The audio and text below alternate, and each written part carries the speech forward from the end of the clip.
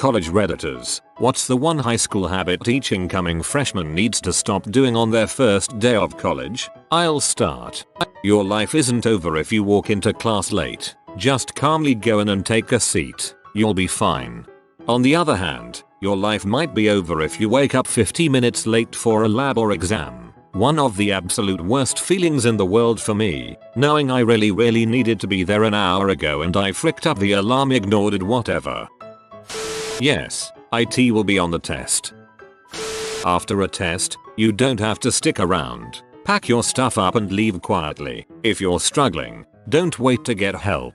Seriously, if your school is halfway decent, there is at least one other resource outside of your professor that you can consult for tutoring. You will regret letting your pride and or laziness get in the way of passing a class. Finally, if professors offer to read rough drafts of papers, take them a rough draft. Not only will you get suggestions tailored to your professor's grading tendencies, but your professor is also aware that they told you your paper is fine except for, so, if they said that one paragraph looked fine and then realizes later it should have expanded on some detail, they will probably be more lenient. You sought help. They missed it. Oh, well. Besides, you'll become a much better writer hearing suggestions from multiple sources. My essay writing has improved significantly because of my professor's input. Making up excuses to a professor if you miss the due date for an assignment. It isn't that they aren't listening, it's that they simply will not care. Stop being so embarrassed when your family phones you comes over. They probably live very far away and came here to see you. Show them some love. And hug them when they leave. Even if you're in front of a bunch of people, no one will actually look at you and think you're a loser for hugging your parents. Grilling everyone like you are the toughest kid around.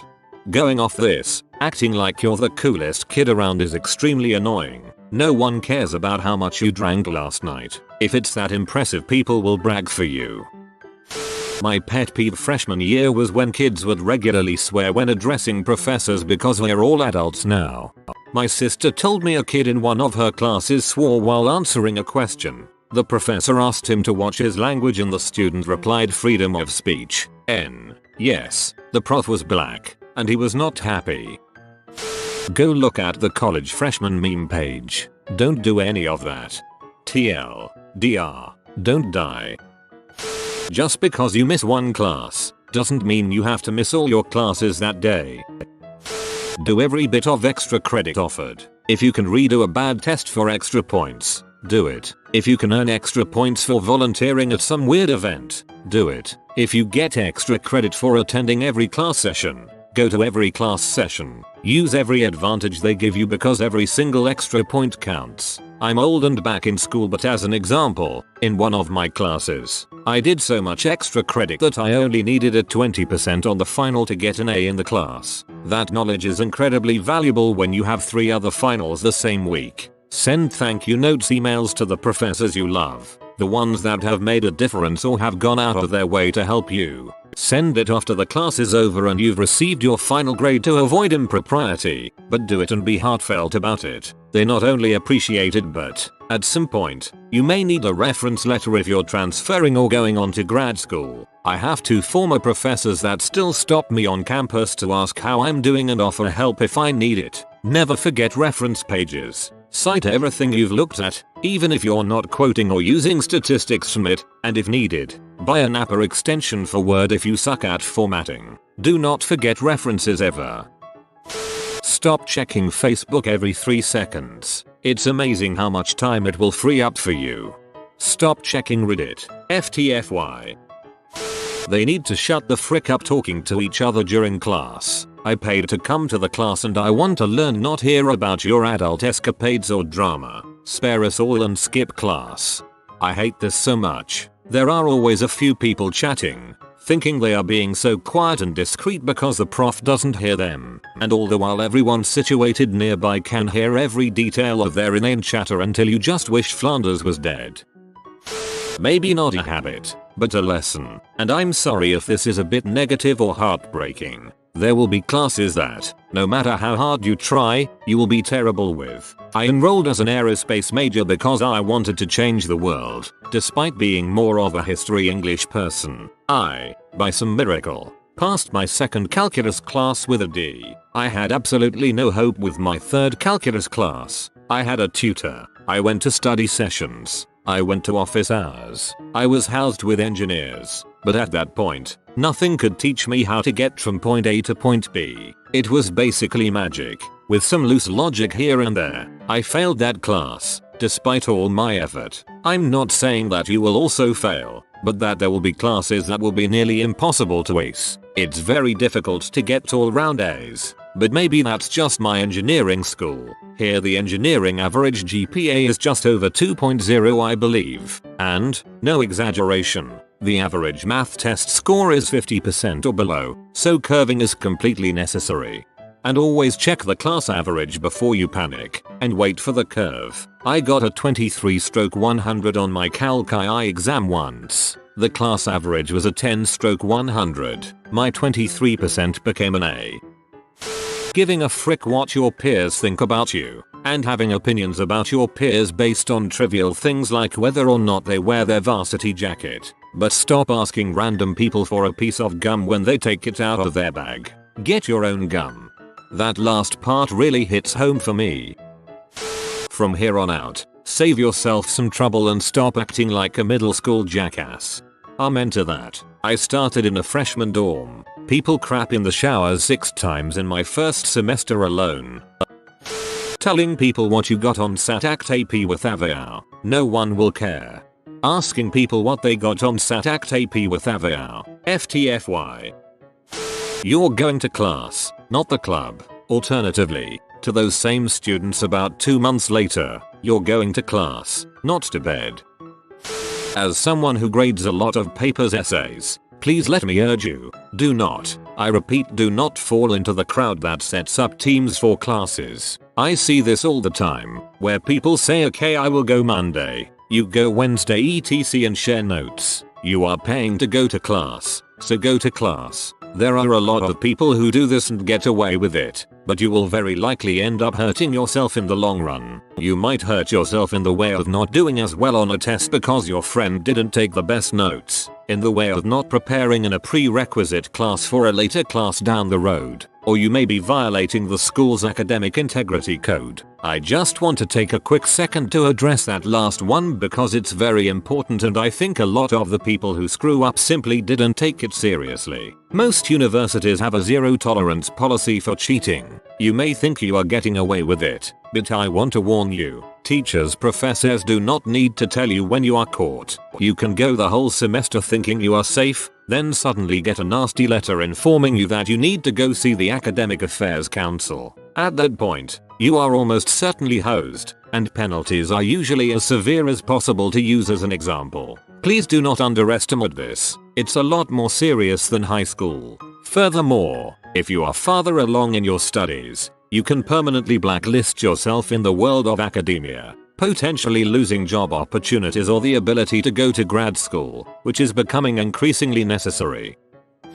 Not giving a crap. I didn't give a crap throughout high school and graduated with a 1 something or other. I had no intention of going to college. Spent 10 years in the workforce. Made nothing of myself. Job hopped every year. The last job I had was the longest. I worked there for 2 years. I was up for a promotion that was then given to a guy 6 months my junior because he had a degree. At that point, I quit my job and enrolled in community college. The university wouldn't take me. I have recently transferred to said university and am currently maintaining a 3.92 GPA. All because I decided to finally give a crap. The non-traditional students are always the most prepared, smartest students in my classes. Probably because they are there because they want to be, not because they think they have to. If you are sick, do not bring a note from your parents. 1. Be ready to change your major if you need to. What you actually do in a given field of study is often radically different than what you'd imagine. Had a friend go into physics, spent the last 2 years of his degree programming simulations. Switch early enough and you won't have too many headaches. 2. You can sneak into other classes. No one is going to stop or even notice you. Do this a lot and you'll eventually be able to talk about just about anything. 3. Use the library. Steal from databases. Outside of college, knowledge is expensive and libraries are sorely underfunded. 4. Most clubs are kind of bulls. Attend anyway. Catch a couple club members outside of the meetings. Get a couple drinks in them, and you'll probably get something closer to what you were looking for. 5. Even if you're living off your folks, if you can swing a part-time job, get one. Having a bit of scratch makes having a social life a lot easier, and it's going to stay that way after you graduate, regardless of how cozy you are. Having a social life makes having an intellectual professional life a lot easier. 2. The right friends can do wonders for your academic performance. Last year a guy walked into our class and had to take a spot in the front because it was all there was left, because he was late. He boots his laptop and starts browsing FB. Little later on he clearly looks bored and starts to watch P. Was a really strange class. Try not to F up your grades your first year or you spend the next 3+ trying to make up for it. Also, get involved but don't overdo it. Not everyone can be involved in the president of every organization on campus. But try something. Don't just go to class and then derp around in your room. Buy into the whole college experience, please. Don't shout out snide comments during class trying to get people to laugh. We don't care if that's what she said, we just want to learn. Don't wear those stupid lanyards with the school name around your neck. Yes, I wish someone had told me this my freshman year. Looking back, I feel like such a dork. No more raw dogging it, wear a condom. This is huge. College campuses are STD infested. Good God, I know way too many people who get STDs. It's almost expected. Putting your phone on vibrate is not the same as putting your phone on silent. Everyone can hear your phone buzz. Everyone can also see you texting during lecture. Hiding your phone under your desk fools no one. And on that note, no one gives a frick if you shoot a quick text out as long as you're not sitting in the first few rows. Don't be the kid who talks about being gifted skipping a grade you're average in high school. If you go to a good school, everyone else is just as smart. If you go to an okay school, no one gives two shoots about that. You definitely need to study. If you had it easy in high school, it likely will not be that way in college. This is heavily dependent on field of study. I busted my butt a lot more in high school than I do now. I used to work university admissions, so I have had a good deal of interaction with high schoolers and undergrads. You are paying us to go to school. Never forget this. It is a business transaction and we aren't doing you any favors. If you think we owe you something, demand it. So many students come into offices with their heads hung low like they're getting in trouble with their parents. Relax, you're an adult. If you act like one, you'll get treated like one. If you don't understand something in your classes, ask. For God's sake, ask. People might give you crap for being that guy, but forget them. You are paying for this. Learn something. Don't just show up. You can come to class late. The professor is not going to judge you in a class of 400. As someone who has taught large classes, 2, I'd rather you show up late than not at all. If you are never in class, I will notice and that will impact you more than if you make an effort. Even if that means coming in 20 minutes late. It will be on the test. If you're asking about the nature of a test the week of the test, you will be pee off your professor. Trust me. Attend office hours. As a PhD student, I am chained to a desk for hours every week. I am not allowed to go anywhere. I am waiting for you. Please show up so I don't Reddit myself into an early grave. Don't make excuses for missing a class. If you want to get away with it, be vague. We know your tricks. You only have so many grandmothers to use. Save them for when it counts. If you want a pro tip for late essays that are submitted electronically, just rename a junk.bat file or something to a .docs and send that. It'll corrupt when it tries to open and you can buy yourself a few days. We get it. You go to our school. The first Thanksgiving back for freshmen should be officially called the hoodie party, since everyone you know will be repping their university's hoodies and lame lanyards. Get a wallet. Buy a water bottle. Represent a better school. It starts better conversations than a shirt that says I am currently where my shirt is from. If you want to make friends, don't go home every weekend. Don't use any icebreakers. Just relax. Everyone is freaking out just like you are. Force yourself to talk to people, though. Go to a club recruitment. Join something. Even if you don't stick with it, it'll make you some friends right away. Put your phone on silent, not vibrate. Stop masturbating in class, even if you are a star athlete. Steve Holt. A couple things from both a student and professor's perspective. First, if you are given a handout that does not look like it was photocopied out of a book, keep the dang thing. I spend a lot of time tailoring some handouts to subtly tell a class how to fix a problem I see many of them making without actively calling them out on it. Nothing is more frustrating than when I refer back to it later in the semester and get nothing but blank stares because you didn't even read the dang thing when we went through it together as a class. Second, yes, I know you are very smart and that high school was easy for you and that you don't really need to study to pass tests or read books to write a decent paper. I was the same way. However, try to keep in mind that you are not in these classes to survive them. I'm looking at you lit history majors. You are in them to learn something. You'll learn more if you actually do the reading and take the time to do good work. Third, visit your goddamn professors. We are forced to keep office hours for your convenience. Believe me, I would rather be catching up on TV shows and surfing Reddit at home or, God forbid, doing actual research. But I am stuck in my little office with a leaky window and no heat in hopes that someone will come visit me. There is a direct correlation between students that come see me for help and students that do well in my class. I don't even care if you come in to talk about class. I'm a fairly well-read guy, and I'm fairly up to date on popular culture. So come talk to me about movies or music or your physics class. That crap fascinates me, but I've spent the better part of a decade studying very different things. We could both learn something, and let me tell you, it is way harder to grade a paper harshly when I have an emotional attachment to the writer. Fourth, harkening back to number 1, keep your dang syllabus. I can't count the number of times the due dates or course expectations that are included in them have saved my butt when it gets down to crunch time in the semester. Finally, know when it is time to study and when it is time to party. In my undergrad I had a friend who was up for anything at any time. He couldn't say no. If I had a free Tuesday night and wanted to get bombed and break out the bong, he was up for it no matter if he had a test the next day or not. However, if he came to my room on a night I was doing work and asked if I wanted to smoke until I saw everything in primary colors, I had the self-discipline to tell him to frick right off. It didn't hurt our friendship any, and one of us actually made it through that year with good grades. I'll let you figure out which one. Do not wear your Letterman jacket. Do not bring up your standing, awards, honors, achievements, unless you are asked. I hated when I was in history and heard in HS I was in AP classes and I thought, if you know the answer don't showboat your past.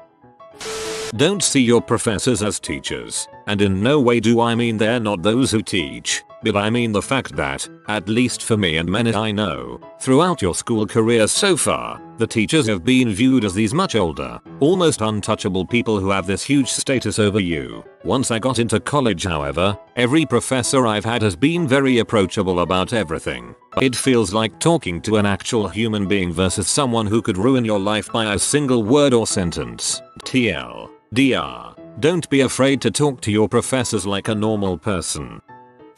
Do not ever tell someone you're a sophomore by hours. People don't want to know what the university classifies you as. They want to know how long you've been at college.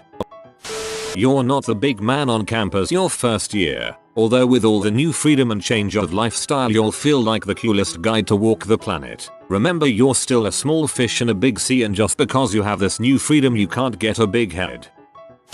Stop farting into Ziploc bags and hiding them in people's backpacks. Not cool. If you enroll in a Spanish class, form a study group. Putting on makeup in the middle of class, no one cares anymore. Some people just drag themselves out of bed wearing a t-shirt and sweatpants. And, as a professor, I can tell you that this behavior is rude. Most of us will ask you to do this on your own time. Do not be afraid to get a tutor. Lose your pride when it comes to learning. If you do not know something, teach it to yourself or get some help. Some high schools leave you woefully unprepared to handle certain classes. There are usually many alternative learning supplements that can help you on your way. Go to every class even if there is no attendance taken. You would be amazed how much knowledge you will pick up just by being there. If you have a hard time paying attention, or are finding a class too hard, sit in the front. This will force your attention span to the material at hand and help me get some more difficult classes. Make a friend in your major that can share your schedule. Having a real friend outside of class can help a bunch if you have to miss something or need help. Always easier to ask someone you know. Go to the gym 3 times a week. It is free and strong body can help your mind and your stress levels. My father the contractor used to tell me, you wouldn't build a mansion on a poor foundation, would you? The second you get sick, go to the doctor. Eat well. Do not get in the habit of eating crappy foods. If you have a choice between a burger and fries and a turkey sandwich and a salad, go with the later. You will feel better, have better energy and be clearer in mind. Learn to be smart with your budget. Making a sandwich and bringing it with you for lunch is a great way to save money, which you can later spend on fun things. Learning to deal with a smaller fixed income will help you be clever and crafty in your spending habits. It is almost always cheaper to buy groceries than it is to eat out for every meal. It is much healthier for you also. Do your sock and underwear laundry as priority. If you have communal showers, get some good flip-flops and a shower caddy that has good drainage. Try to always be happy. Happiness is the key to success in life. Always be respectful, even when you disagree with something, especially to a professor. A professor is not always the pinnacle of knowledge. If you want to contend something with the professor, you can always do so in their office. Taking up precious class time with your tidbit of knowledge you learned on Reddit can be a waste of time for everyone else in your class. However, do not be afraid to question everything. As a rising college freshman, this thread will potentially prevent me from looking like a total dumbass 2 weeks from now. No, you will. Reddit, what are some college majors that should definitely be avoided? If you're a journalism major, getting involved in student publications media is way more important than classes. Journalists aren't hired based off of their degree, but how well acclimated they are to newsrooms, deadlines, etc. You can't learn the trade in the classroom, only in the field. Classes are to just help you refine your skills and the little things. Oh, absolutely. I started hanging out in the newsroom of my school the first week of my freshman year. It boggles my mind how there were journalism majors who just didn't want to get involved but were still convinced their degree would get them by. Standalone language majors. How are you, student learning a language in 4 years, going to compete with a bilingual speaker who also has skills for the workforce? You must pair it with something else. If you want to major in a language, you double major. Going through college undecided, then just picking whatever you have the credits to graduate with in your senior year. General studies. Just pick a major. Being undecided all 4 years won't look great on your first resume unless you leave undergrad with some amazing experience that translates into an immediate position. My associate's is in general studies. I changed my major so many times that my advisor just pulled my credits together and told me to show up in May for graduation.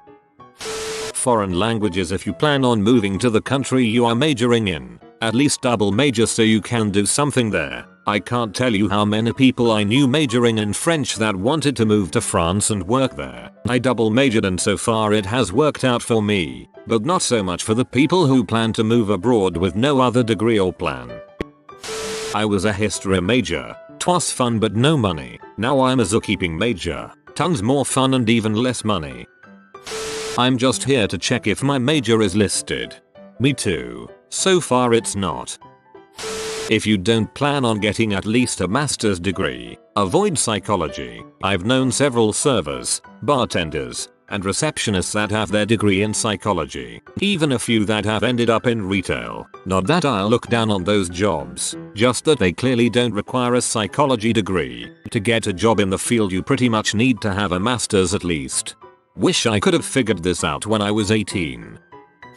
Art history. My current roommate, out of college now, was an art history major. She doesn't do any art herself, just really likes art. Spends a lot of her weekends going to museums and galleries. Can't find a job in what she wants to do. Has an entry-level position as an office administrator and she hates it. Can't really move up much in her company because she doesn't have the knowledge of the industry she's in. She went to a private university for it and will be paying off loans for a long time.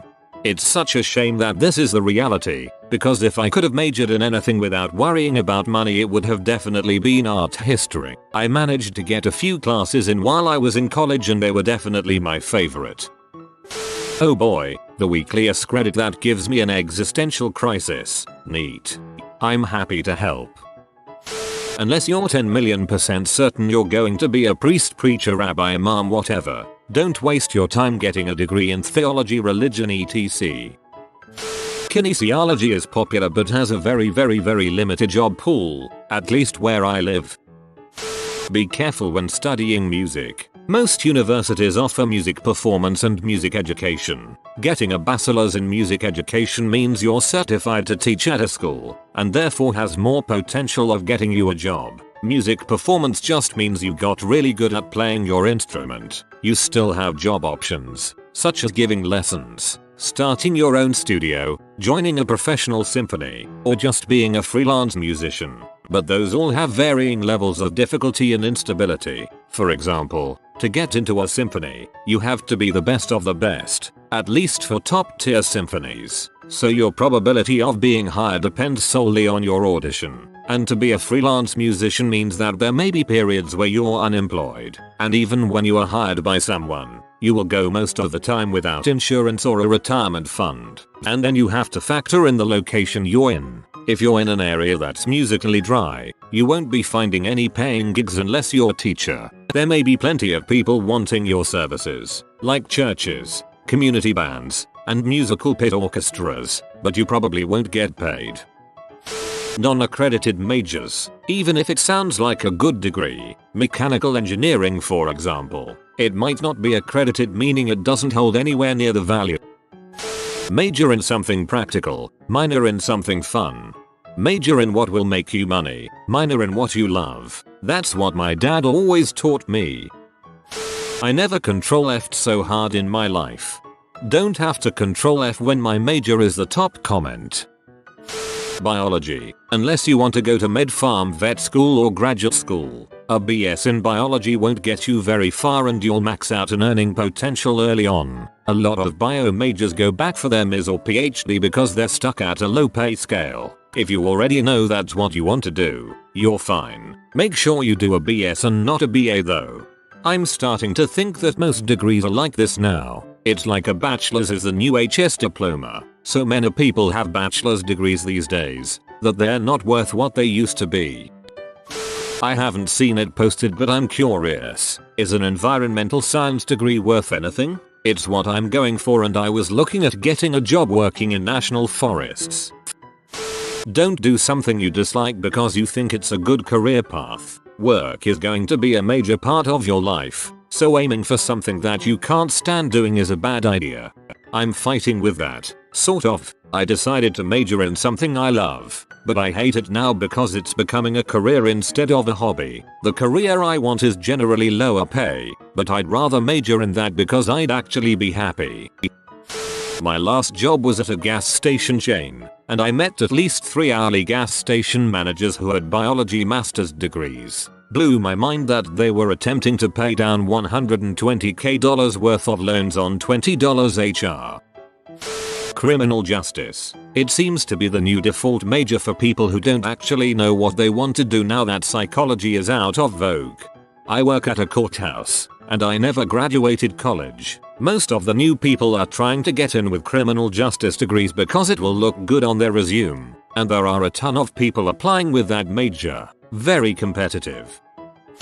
It's not always just about the major, but what else you do in school. I got my degree in anthropology, which as a bachelor's doesn't mean much in itself, but I managed to get into courses where I did actual research and got my name co-published in a couple professional journals. That was something I've been able to market to employers as much if not more than the degree. Same goes for something often bad-mouthed like women's studies. I have 2 close friends who went that route, and both are employed in careers. Women's studies, not STEM, prepared them to go on to get social work degrees, which is where they now make their living.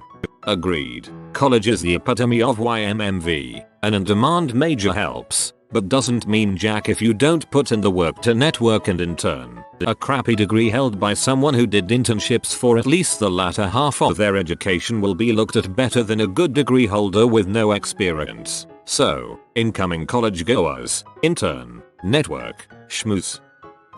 It really depends on what your goals are for your education, your career, and your life in general.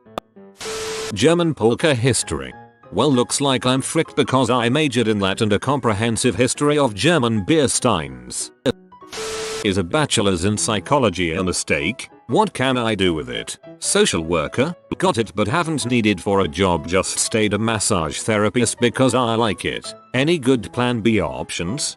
For me, I went back and got my master's in computer science after that. I worked at Starbucks for a year after undergrad and couldn't find a job with my psych degree, though I don't think it's impossible, it's just fairly tough. Working as a developer now and digging it. Unless you eat, sleep, and breathe architecture, do not even consider it as a major. You will spend more money, more sleepless nights, and more of your sanity than any other student. Unless you have the passion necessary to make those sacrifices, forget it. Learn from my mistakes. I just finished a dual master's in architecture and urban design. Everything you said 100%, except now that I'm out and working, there was indeed light at the end of the tunnel. To avoid all college majors. I feel bad talking crap about my degree, but biomedical engineering. Maybe not avoid it, but make sure you have an idea of what you like at the beginning or early as possible, and tailor your work experience, classes, training, etc. to that specialty. For example, if you like prosthetics, have things that show you are ready to compete with mechanical and electrical engineers over the same position, and that your biology anatomy knowledge gives you an edge over them. All other engineers have obvious fields they can go into. Biomed is simply just not as fleshed out, and employees may just pick grads with majors they fully understand. In my undergrad, I went more of the bioinformatics route and did a lot of coding, so I load up my resume with that stuff and had 2 internships that furthered my coding ability. But would it have been easier if I just did computer engineering? Possibly. Just about every major. As someone who can't do crap with STEM related stuff and has no real talents, I've just kinda accepted I'm royally fricked. Criminal justice. I'm about 2 months away from having my AA in CJ, but every law enforcement professional I met said don't waste your time getting your bachelor's in CJ. Get it in something practical like business or engineering, so if goodness forbid something happens to you, then you have a degree and something else to fall back on. I want to be a police officer BTW. If you're not gonna get a master's and attend an accredited school, don't do architecture. Don't do a business major if even the smallest amount of math freaks you out. Even in things that aren't accounting finance, you will still have to do a little bit in most entry-level positions. Any major starting with pre-law, pre-med, etc. I know several people who became doctors with degrees in chemistry, biology, or engineering. I also know someone who finished pre-med, went to med school, realized he didn't want to be a doctor, and was fricked. He ended up spending 4 years getting a second bachelor's degree. Likewise, you can easily get a law degree and become a lawyer with degrees in all sorts of things. You can't do anything else with a pre-law degree. Graphic design. The market is oversaturated with designers. Design is very subjective. No matter what jargon pro designers may throw at you about color theory and the golden ratio, when it comes down to you finding a job, it's all about if the employer likes what they see. The current industry is being devalued by sites like Fiverr and 99 Designs, where companies will pay pennies to get a logo or a flyer made. This makes companies not value or need in-house designers. Design agencies are very stuck up and the culture is almost always cutthroat. The pay sucks. Depending on your city, the entry-level pay can fluctuate, but you will be making nowhere near the money you could be with other forms of education. You most likely will not be doing what you love unless you get lucky. If you become an in-house designer, be prepared to only design stuff related to whatever your company specializes in for the rest of your employment there. If you're hired at an agency, you will have more opportunities to work on different brands, but may not be the brands you're interested in. Also, the degree seems to not mean much by itself. I have hired a handful of graphic designers and have never once asked if they have a degree. I only care about their portfolio and work ethic. First of all, almost every major is useless if you can't show employers what you learned with it. That is internships, publications, research, papers, projects beyond what is expected of a college assignment, ect. Also, you may have the risk of making your degree useless if you want to stay in a certain area. In doing so, you are limiting your job prospects in that industry. For example, you major in art history, but there is only one art museum in the state and you don't want to leave the state. Second, most majors themselves have some degree of usefulness. Supposedly useless majors such as philosophy, history, can be great prep for an advanced grad school degree like pre-law or other intensive writing research degrees. Others like English, classics, journalism show that you can write well, which is always valuable, and can lead to jobs in copywriting, editing, ect. That being said, there are some degrees I would not recommend getting. Sports management. Coming from someone that worked at the highest levels of athletics, a sports management degree is useless. While there are jobs in sports, they just require you to grind and they are really competitive to get. I know for a fact that hiring managers don't give a crap what degree you have, except for like athletic training. They just care about your experience. So sports management itself doesn't get you hired, and it eliminates career options if a career in sports doesn't work out. It's also getting a rep that it is an easy major, in which I agree is the case with about 98% of sports management programs. Again, going to what I said earlier using the art history example, probably isn't a good idea to major in sports management if you attend a small private NIA school in the middle of Iowa. Other useless majors include dance ballet if you have a bad knee or back, and African American studies from North Carolina. Google academic scandal. If you don't like crap ton of physics, or if you're not at least somewhat good in it, don't go into lucrative engineering fields because there's a very high chance you will switch out. If you're in it only for the money, there's a big wake up call heading for you. The one where your entry level salary will be more than what you owe total in student loans. That's what my loan officer told me in the late 1990s. Your major is what is going to help you make money throughout your life. Keep your hobbies out of it or make it a minor. I've seen a lot of foreign language unless you double major. Nobody has yet mentioned that Japanese isn't a happy life. Period. There is literally thousands of other Westerners pining for that English teaching job in Japan and they treat you like dirt when you get there.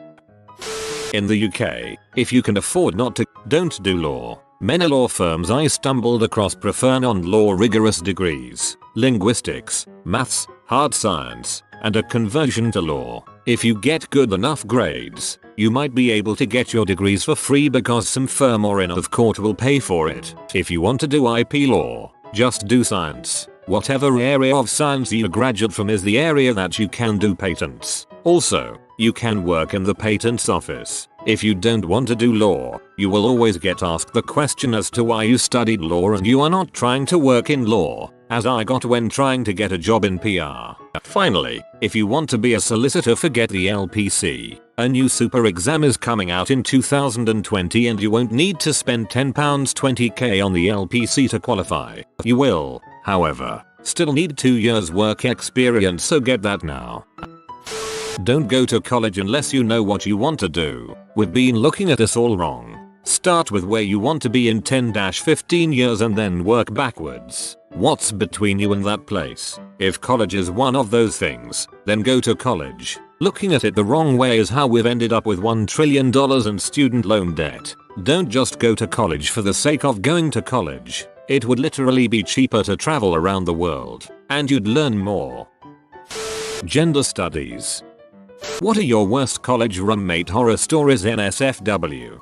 I had a housemate, 4-person house, who I asked to take care of my dog over one weekend. I never left any of the responsibilities associated with my dog up to anyone else because the rest of the guys were doing me a favor by letting me have him there anyways. This one housemate wasn't a huge fan of the dog, and when I came home after the weekend, there was crap and pee in my room where presumably my dog was kept most of the weekend. His food and water were in there too, so I guess that's something. He was really skittish when I went to say hi to him, so I think my housemate hit or kicked him while I was gone. This one makes me sad.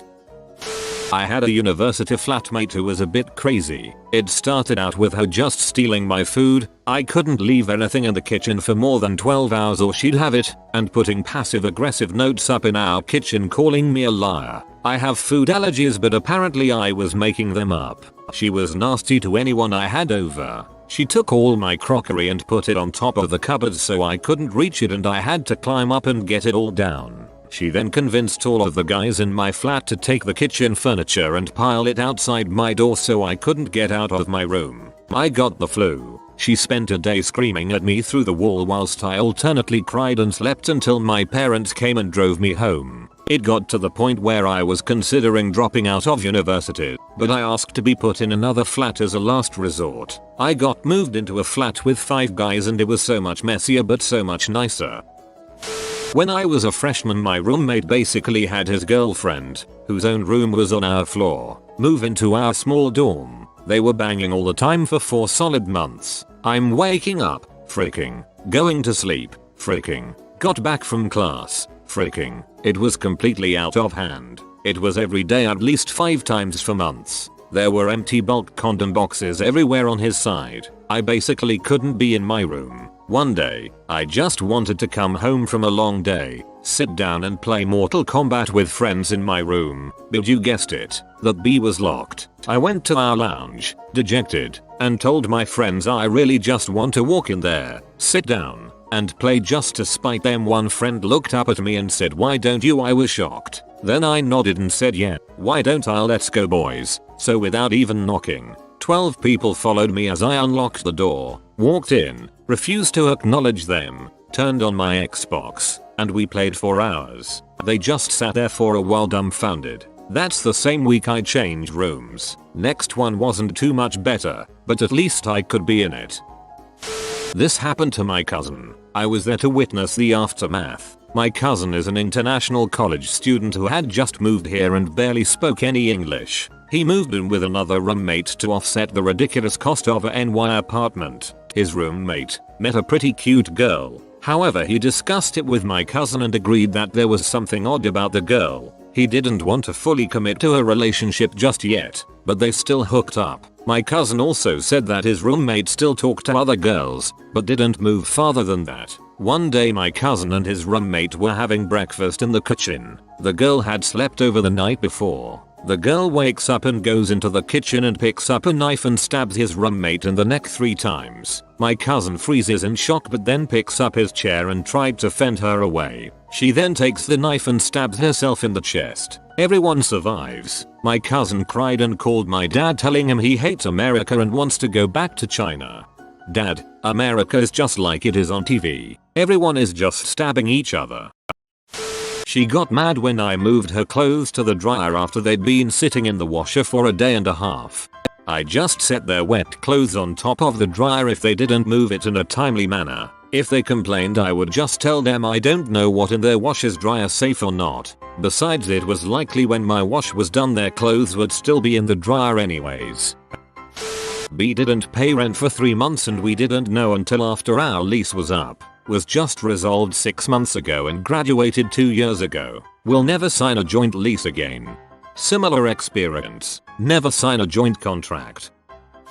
I had a roommate that would mix booze and pills. One night she fell asleep with her vibrator doing its thing. She woke up when the batteries ran out. At least she had some fun dreams. Had a friend that was going to medical school at U of M.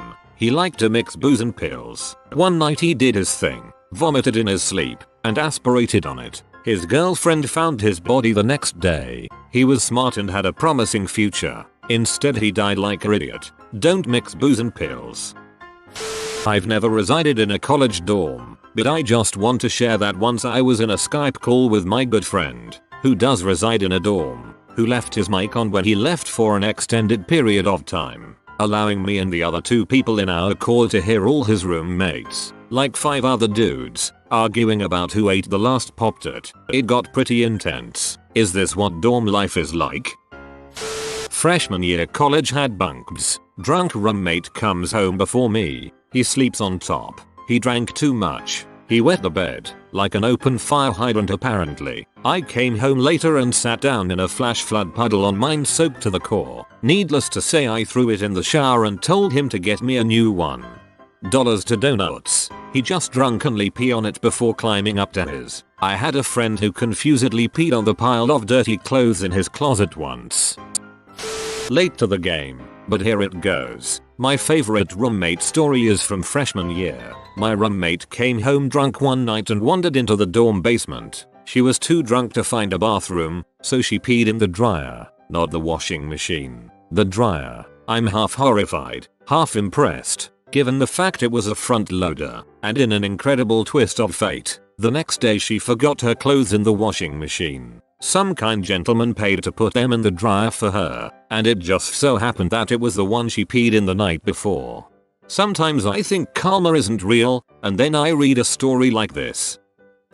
Sharon used to eat in her room and then slide the plate under her bed. She'd do this every day until my other roommate and I couldn't bear the stink anymore and needed plates for our own dinner. She also regularly invited her drug dealer boyfriend over to hang out in our app during the day. Several times I came home to find deals taking place in our living room. Eventually the cops were called by one of our neighbors and we, not him, were interrogated and searched. Go on. My first roommate. Oh, the memories. Very heavy, very socially awkward and definitely psychotic. Often mumbled to himself with shifty eyes, ate my food, and was either railing against the evils of religion out trying to get me to join the Army of the Virgin or some other Catholic sect. He often lounged around in his tighty whities and refused to clothe himself if I had guests or girls over. He would just sit down and put a blanket over his lap. I walked in on him jacking it or blaring pee a number of times, with which he used my tissues. He would also have long phone arguments with his girlfriend, who according to the wallet photo he had of her, was Greedly from Captain Planet. The kicker for me was when he had a breakdown and called the RA and a counselor in to talk with him while I was writing a paper. He is highly agitated and at one point said I just looked over at lemon juices while he was asleep and thought to myself I should just take out my knife and kill him then myself. No offense lemon juices. I was in the zone with the paper so I automatically replied none taken, then did a double take as the horror dawned on me. Nonplussed eye contact with my RA. Nope the frick out and moved to a different floor. This will probably be buried but hopefully someone can benefit from my past misery. No offense lemon juices. I'm dying. Dude shaved his chest hair in the kitchen. Also, had a super loud Asian girlfriend who screamed during sex, even when we had people over. My freshman roommate was an okay guy but we didn't really have a ton in common. I think the housing department matched us up simply because we both liked ska. The dude seemed rather asexual. He had friends but never had guests and I couldn't tell if he was gay or straight or what. Keep in mind that in those days even in the most enlightened circles some people tried to stay in the closet. Now one of the things I regret most about college was drinking to excess. And I'd get blotto, where I remembered very little about the night before. One night I was way too hammered. Don't even remember how I got back to my room. But I woke up around 4 AM to the oddest dream, which was that while I was passed out, my roommate came over to my bed, took off his pants, and climbed on top of me. In the dream I woke up while he was pulling down my pants and I rolled over and with one solid push shoved him across the room where he crashed into his bed in his tighty whities. I was a lot bigger and stronger than him and sent him flying. I can still see the image of him hitting his bed like it was yesterday. I went back to being passed out and later woke up remembering that weird ass dream. My roommate was gone, but later that day I saw him and he had a swollen lip. I like to give people the benefit of the doubt so I'm not going to say for sure what happened. But a couple of weeks later one of the dudes next door asked me if I wanted to swap roommates and move into his room. And I said yes in a flash. My freshman roommate installed a sliding bolt lock on the door to our shared dorm room so that I couldn't enter while he was in bed with girls he brought in, which was so random I could never tell when he'd be using the room. The worst part was when I'd get back very late, wanting to get in the room and go to sleep, and he'd have me locked out in the hallway, especially when I had an early class. Even when I waited patiently in the hall, he refused to unlock the door, until one night I knocked harder, and he threw a glass full of ice water in my face as he finally opened it.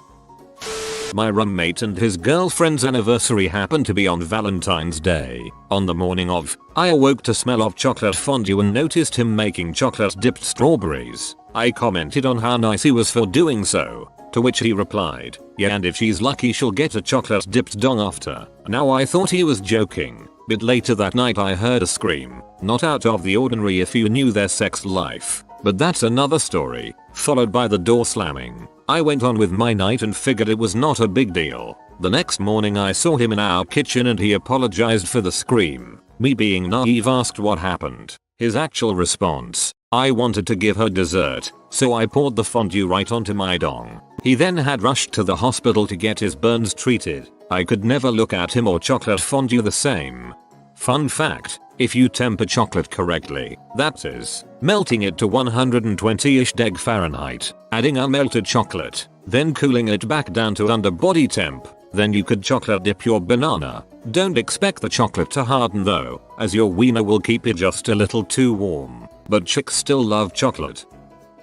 Freshman year I got bunked up with an extra roommate due to over-enrollment. A cramped dorm room with 3 guys in it. For a while things were pretty fun and we were all friends. But after about 2 months one roommate had a few disgusting habits. First, he, instead of walking literally across the hallway to the bathroom, he would pee in empty or half-empty Gatorade bottles and just let them sit in the open. That was gross. But then he started shitting in takeout boxes and letting them sit all night or day until me and other roommate got back to yell at him. The third thing is he had a shoebox collection of used condoms be masturbated into. The smell was so horrendous and awful, it took the RA and whoever else in charge of housing a month to finally relocate me and the other guy and eventually kick the gross dude out. So for nearly an entire semester at any time you could walk into our room and see a crap in a container with leftovers still in it, a mosaic of different colored pee bottles, or a soggy shoebox on his desk filled with used condoms. He never went to class and would play video games on his computer until 5 AM every day.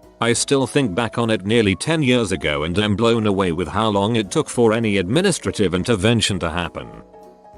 My roommate once invited a girl that was kicked out of her house to stay with us. Keep in mind our dorm room was barely larger than a prison cell. I listened to them frick on the bottom bunk more times than I care to remember. Your roommate definitely thinks you're the shitty roommate for not leaving when they wanted to have sex. College professors of Reddit, what's your "I'm surprised you made it out of high school" story? My first year teaching I had a student who had failed the previous year due to missing too many cooking labs to pass and not handing in half the assignments. I had rewritten the curriculum and assignments. I noticed that this student hadn't been handing certain things in and had been skipping my lectures. So I decided to have a chat with them. They thought their marks for that semester were cumulative with their previous year's mark, with a different curriculum, different assignments, and a different professor, so they just had to make up enough marks to get a passing grade. This is a post-grad program. They had a BSc in dietetics. I busted my butt getting my BS in dietetics. I didn't get licensed because I couldn't handle the internship process. This person went into a master's program. Now I'm sad.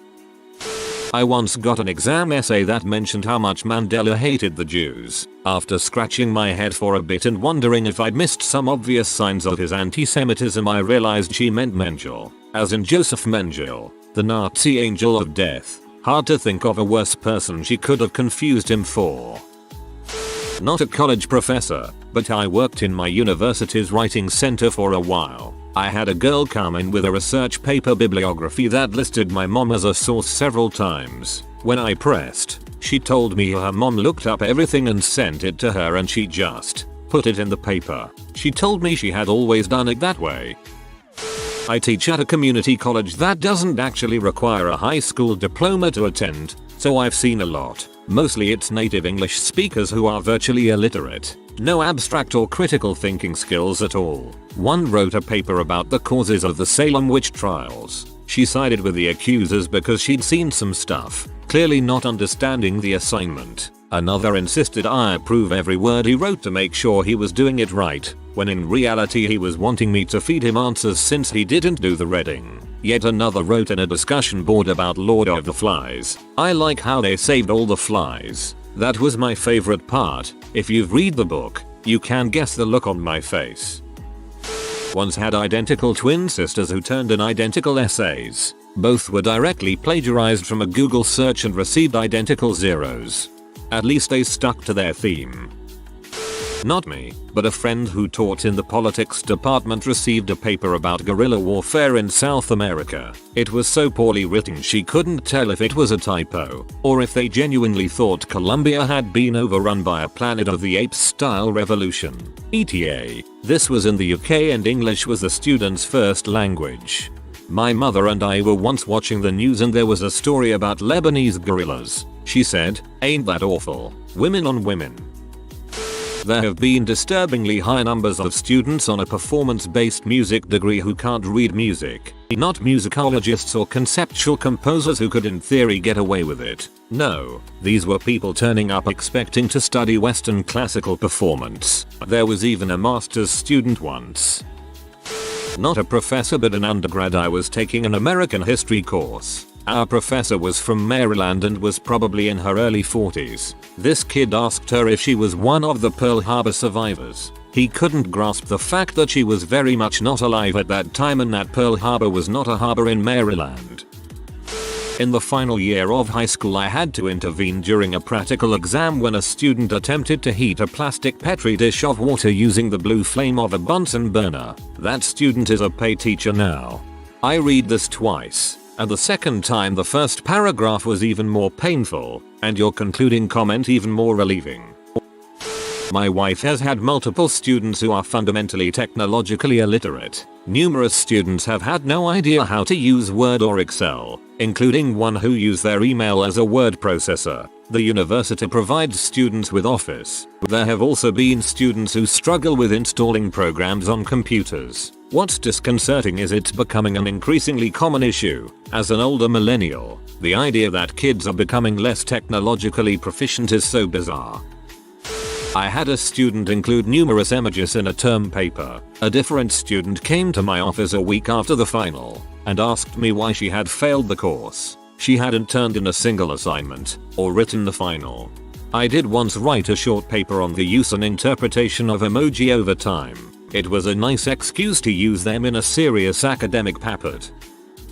Not a professor, but as a college freshman I took advanced English with a student who didn't know how to write a research paper or even possibly read. I don't know. When I realized she didn't know how to research, I gave her my sources and showed her how to navigate them. The next class when we were supposed to edit each other's rough drafts, I handed her my paper to edit. She gave it back to me after 10 seconds without reading it and said it was good. She then handed me her paper and it was just a list of random dates.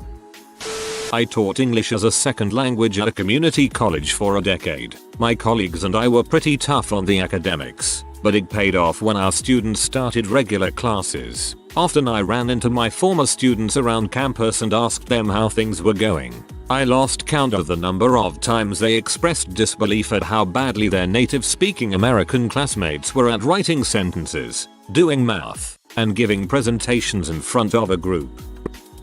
I worked at my university writing center and saw a lot of really terrible writing.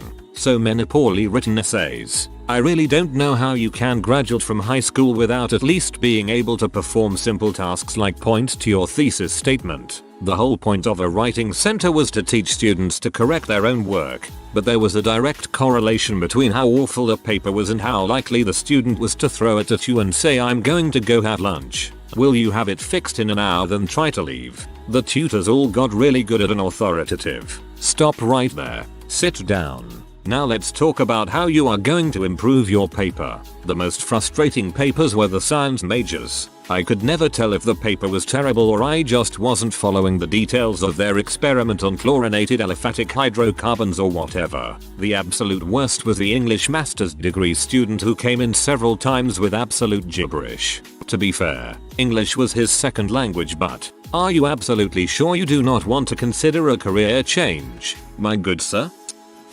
Professor at a middle of nowhere medium-sized state school with a 80-ish% acceptance rate. Had a graduate student who couldn't code for the life of him but was a software engineer at an undisclosed incredibly large aviation company. He couldn't accept that other students who didn't have jobs were better than him and that the people grading him didn't have jobs. Sent death threats because we failed him on an assignment where his code didn't run.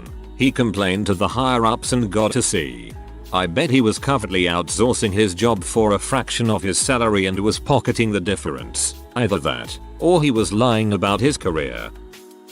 I had a student who told me, being 100% serious, that he wouldn't be presenting on his assigned day because he didn't do the assignment and he'd go the next day. The presentation had been given with due dates over 2 weeks earlier. When I told him that wasn't how college worked, he claimed discrimination and told me he had accommodations for his disability that allowed him more time. Once he pulled that card, I got the department head involved and she laughed. The guy failed. To clarify, he got double time on exams to allow for a learning disability. It doesn't excuse him for deciding not to do the work necessary for the class.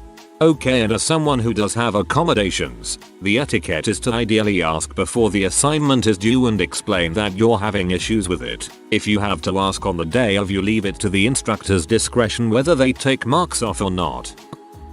Was teaching a first year religion class and we were talking about the 2 creation stories in Genesis, but this happened specifically when we were reading the story of Adam and Eve in the garden.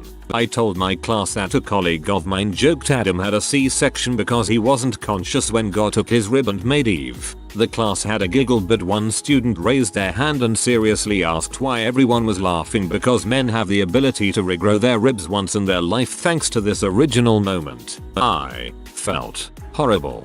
The entire class started laughing and I immediately shut that crap down because this student was wanting to melt away into nothingness. Was a great teaching moment because you never ever laugh if someone has a question and is serious about it. Turns out, their nana was a JW, and while my student generally took everything that came out of nana's mouth with a grain of salt, somehow this fact never got examined. You are a good one. People need to be able to express their thoughts without being shamed. This is why people have trouble with critical thinking. They can do it, but they're too afraid of being wrong or laughed at to share. Student handed in a 1-page essay of complete gibberish, like utter stream of consciousness of a gerbil on LSD kind of garbage. After receiving an F on this assignment, this muffin had the audacity to come to my office hour and demand that I explain this grade to them. After I walked them through their river of word garbage, they tried to tell me that I just didn't understand their writing because I am not an English native speaker. First time I almost kicked somebody out of my office. Not a professor, but college instructor. First time I've heard the word muffin used as a pejorative term, haha.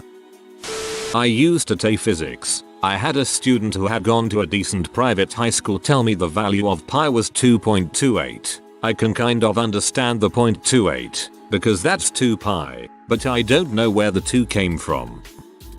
Not a professor, but I used to take 4 undergrad organic chem lab courses. Had a challenging student once who was not great at reading directions or thinking critically. We were setting up an experiment that required gentle heating of a volatile solvent. I explicitly told the class, multiple times, only turn your hot plates up to 2 when heating.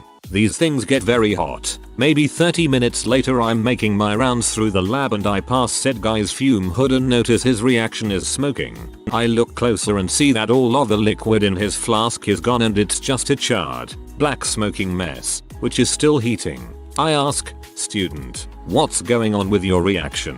What's the temperature set at? The guy goes, oh, I wasn't sure how hot to heat it, so I just turned the plate all the way up to 10. Is my reaction going to be okay? No man. It's not going to be okay. He literally boiled the thing dry. If you ever want students to pay attention to what you're saying during your pre-lab chat, something like, if you want to get out of lab early, make sure you do this. Works like a charm every time. Not a professor, but we were doing peer editing in English 102. I got an essay on why suicide being illegal was stupid. I still remember the opening line 15 years later. There are plenty of retarded of laws. I stared at that sentence wondering what to do and realizing how low my school's standards of admission were. Oh my god, this is my favorite comment so far. Not a teacher, but a friend of mine's. First story, master's student didn't know how to convert from seconds to minutes. Second story, no one from a class of 4 PhD students in an engineering field knew how to add 2 2D vectors. This comment cured my imposter syndrome. Not a professor, but an undergrad. I had a sociology course where we had to do a group presentation about different types of family structures. We divided the work by tasking each group member with creating a slide on a subtopic for our PowerPoint. When it came time to practice, I had everyone send me their slides so I could put it together into one file. I noticed right away that something was off when a group member's slide had gems like, "Women's suffrage has destroyed the American family structure," and "Feminism has turned women away from their naturally obedient nature." WTF. I asked to meet with a group member about why the heck his slide was a misogynistic rant, especially for a joint presentation in a group of 4 women at a pretty liberal school. Even if he believed this bulls, there's no way he thought it wouldn't backfire in a presentation in front of the whole class. Well, I met with him and he sheepishly admitted that he had just googled American family structure and copy and pasted from the first website he saw.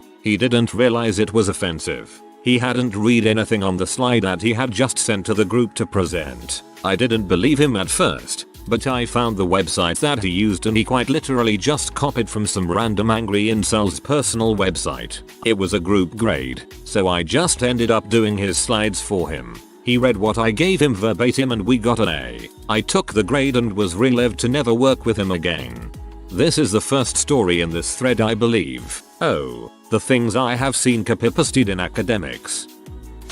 For a couple years I taught first-year college students in an engineering program, the majority of whom didn't know how to do unit conversions. Not even, like, inches to centimeters. To repeat, college, engineering. My ex was an engineer. They pretty much let everyone into the program and difficult classes just to collect tuition and let them fail out. They prided themselves on how hard the school was, but in reality it was just padded by people who shouldn't have been accepted. I was at TAFE for 2 years. One of my students, outside of class, explained that she and her whole family truly believe that microwaves mutate the DNA of your food. They don't. And mutated DNA is dangerous to eat. It wouldn't be. I couldn't help myself for calling her out. It was such a strange thing that it didn't even occur to me to be sensitive. I just said she clearly needed to take my biology class again. My mother always complained about the dangers of food cooking and cell phone microwaves, and she recently bought an infrared sauna. Sometimes all you can do is laugh. Not professor, so delete if this violates. But I was a teaching assistant for a biology course. We were learning about this species of animal, lake mollusk, I think, that could kind of choose how and when it wanted to lay eggs so that its young had the best chance of survival. Anyways, overheard this girl talking to her lab mate in lab about how her boyfriend may have gotten someone pregnant. She and this boy had been together, according to her, for a little over a year, and, hopefully, we all know that it takes about 8-9 months to make a baby from the time of conception.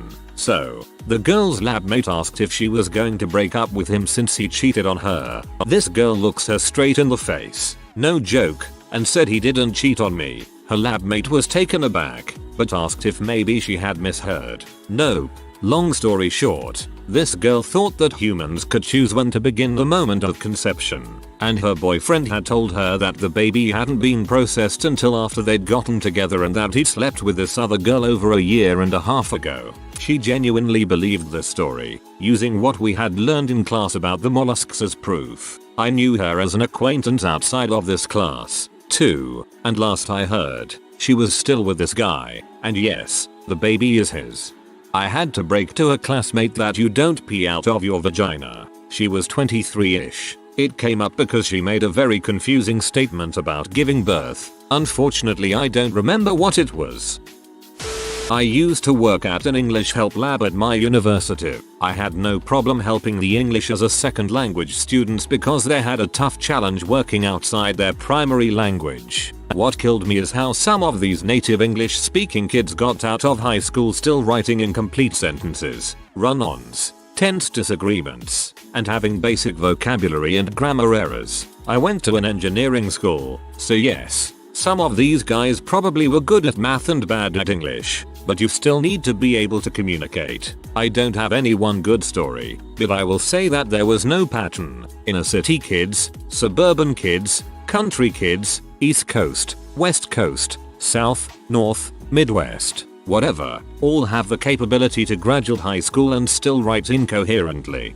One of the more unexpected culture shocks I had upon entering the cubicle world was the astonishing number of mid to late career professionals who seem to think punctuation, spelling, and coherent sentences are optional when you're sending an email.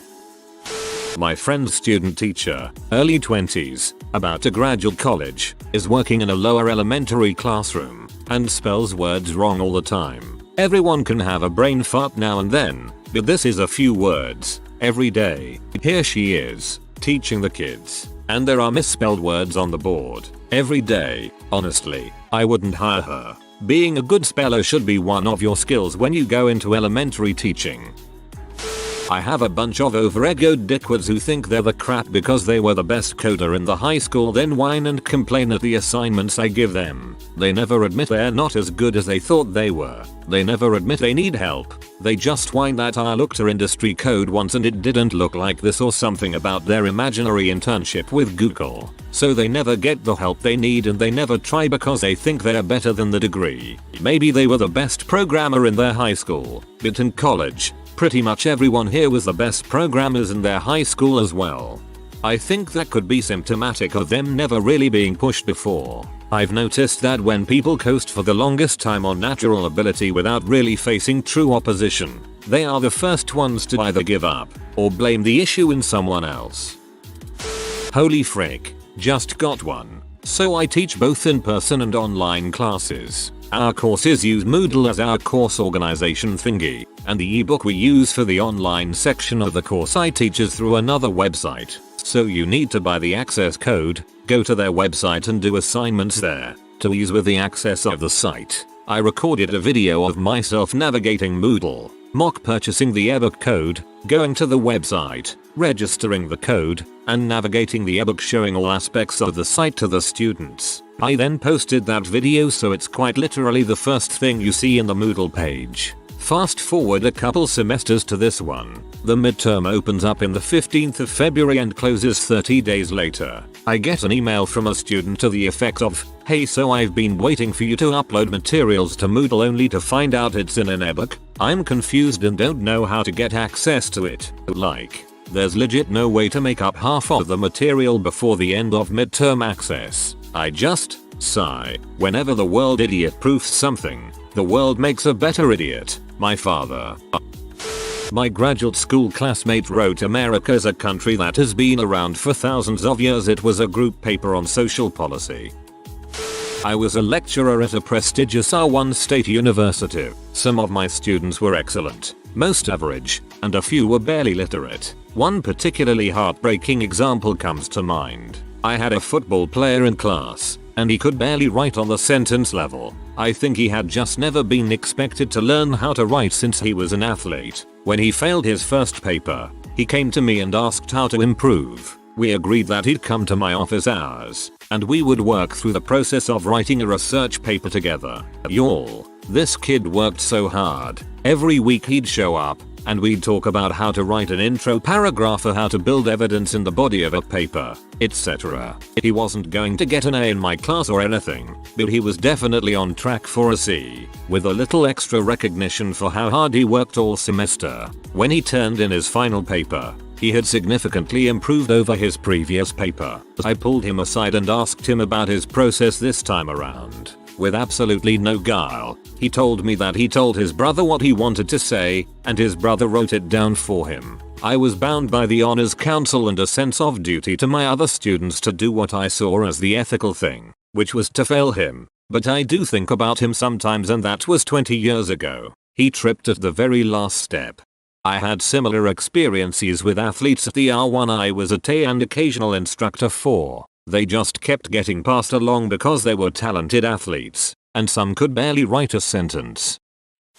Not a prof, but I have to share this. I was sitting in the rec sauna with two random dudes. One was reading a paper. He was reading an article about how the city was planning to pump in water from a lake 60 miles away to meet demand. He looks up at me and the other guy. "What exactly is the difference between a lake and a river?" The second dude. "A river moves fast, but a lake moves slow." Astonished, I said, "A river flows, typically to the ocean, But a lake is a body of water. It doesn't flow anywhere. He stated at me with a blank look, then turned to the other dude. Say again what you said, cause that sounded right. Other dude, ya dog. A river just moves fast, but a lake moves slow. I then felt a portion of hope leave my body.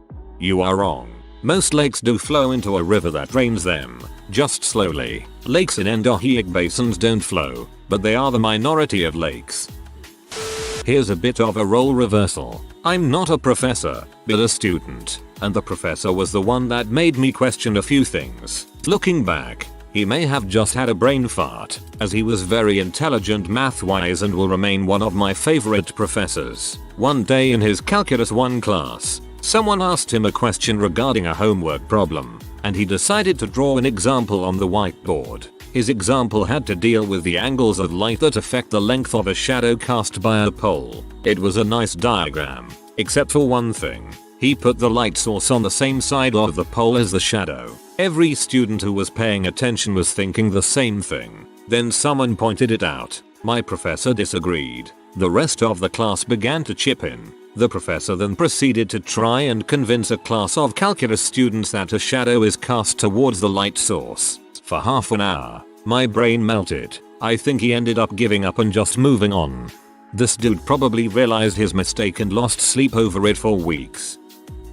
I have taught numerous students who are unable to read for meaning. They can read the words on a page out loud to you, but ask them to explain what they just read. They will repeat the words on the page. Our country's education system is very broken. Even worse than that is a group of students who had already graduated from university, doing their teaching requirements to become school teachers. Had more than one ask me what a variable in an experiment is. How have you got a science degree and you have never performed an experiment in your life? My lowest point definitely was the day when a class discussion on the difference between science and superstition dissolved into chaos. The majority of the class of science graduates agreed that science is rubbish and superstition makes more sense. When asked how they would teach science when they don't believe in it, one student said she is just there to tell the class facts to memorize. I was a student in that course and I honestly felt sick during that class. I want to teach. I'm a fantastic teacher, but knowing that people like this are my peers makes me really sad and angry.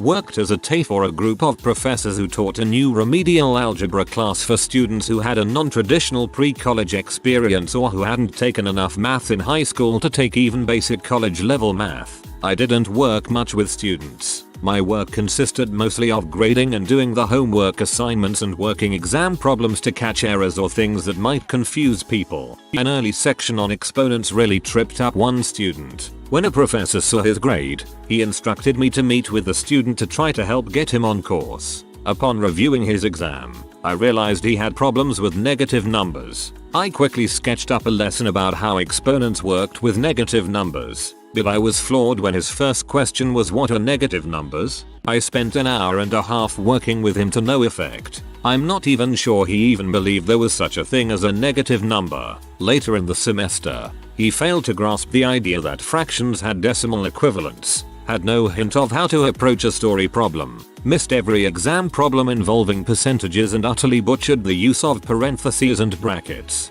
He got a 13/180 on the final. That's 7.22% for math wizards of this guy's stature.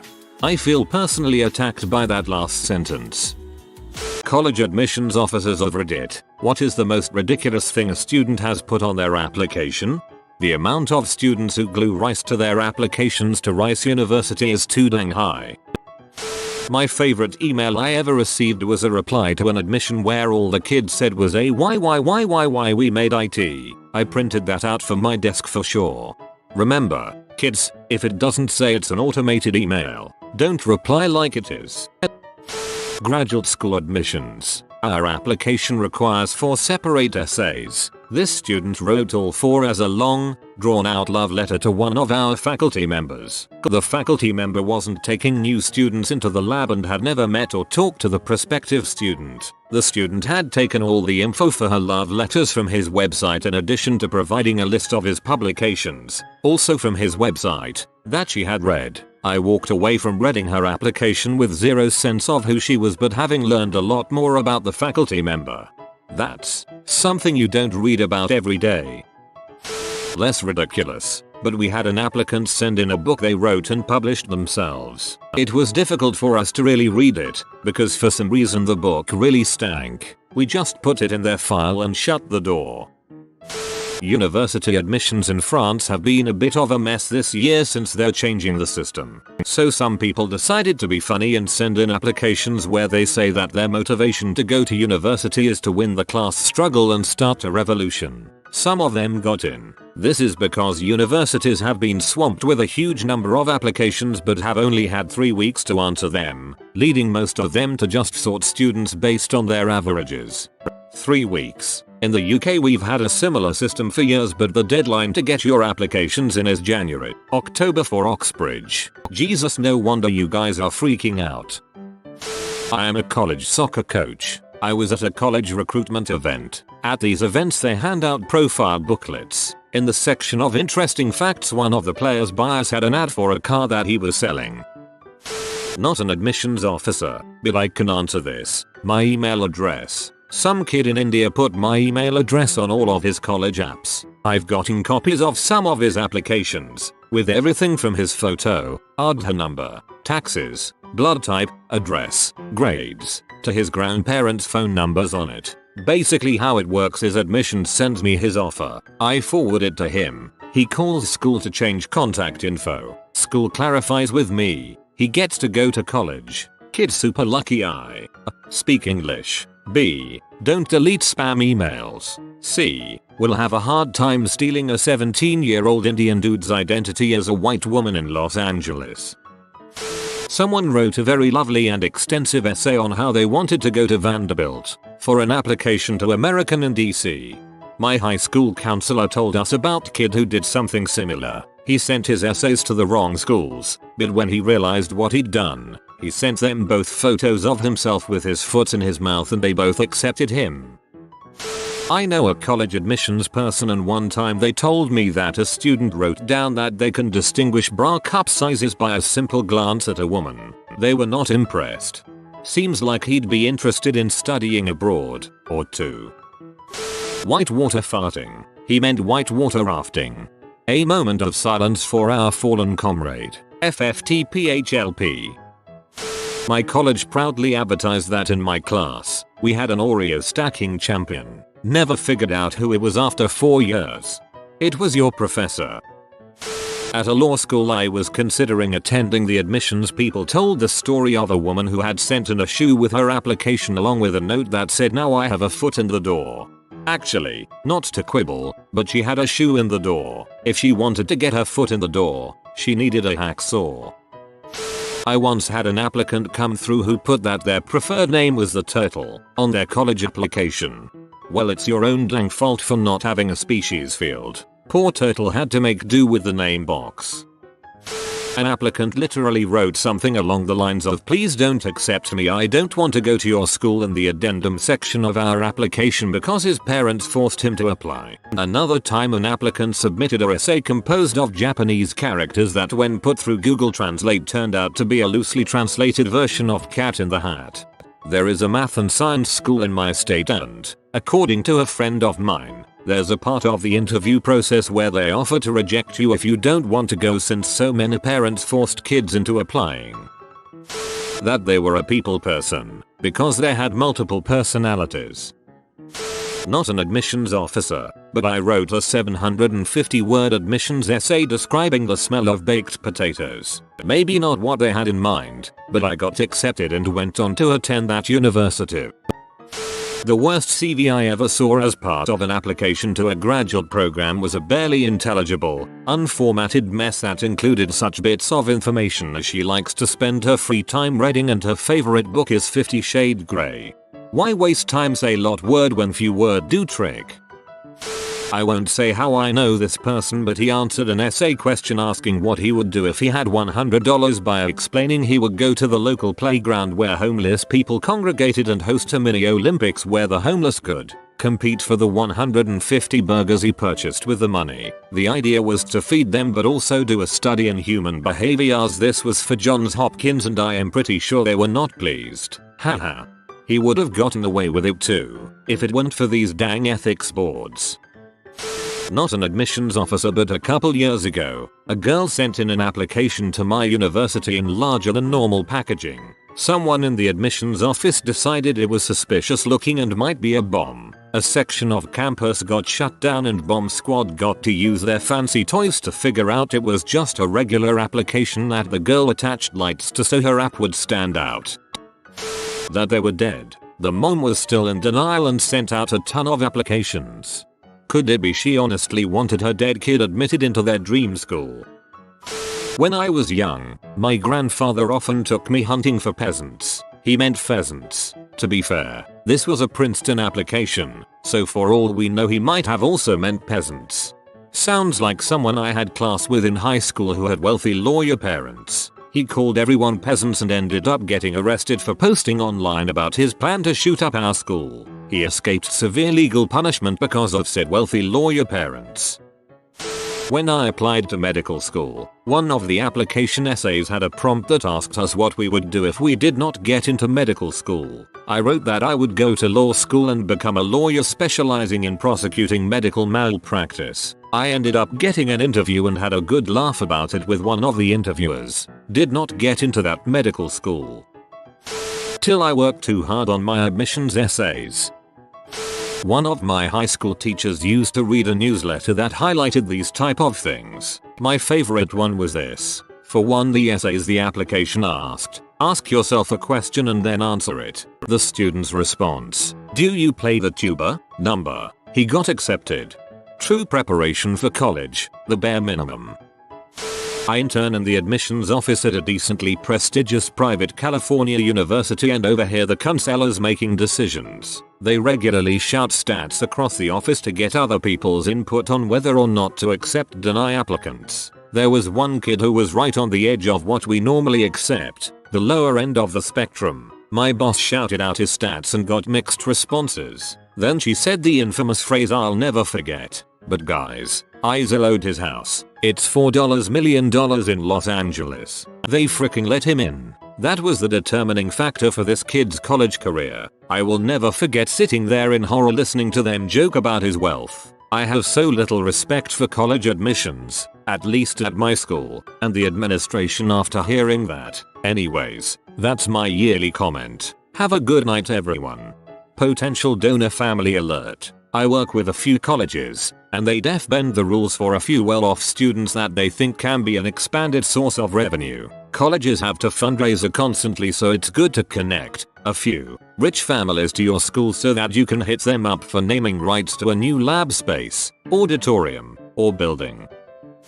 Not an admissions officer, but a high school classmate of mine was being forced to apply in state by his parents. He had already been accepted out of state for EA, so naturally he took his beautifully written essays, put them through Google Translate a couple of times, then submitted the result. He got waitlisted.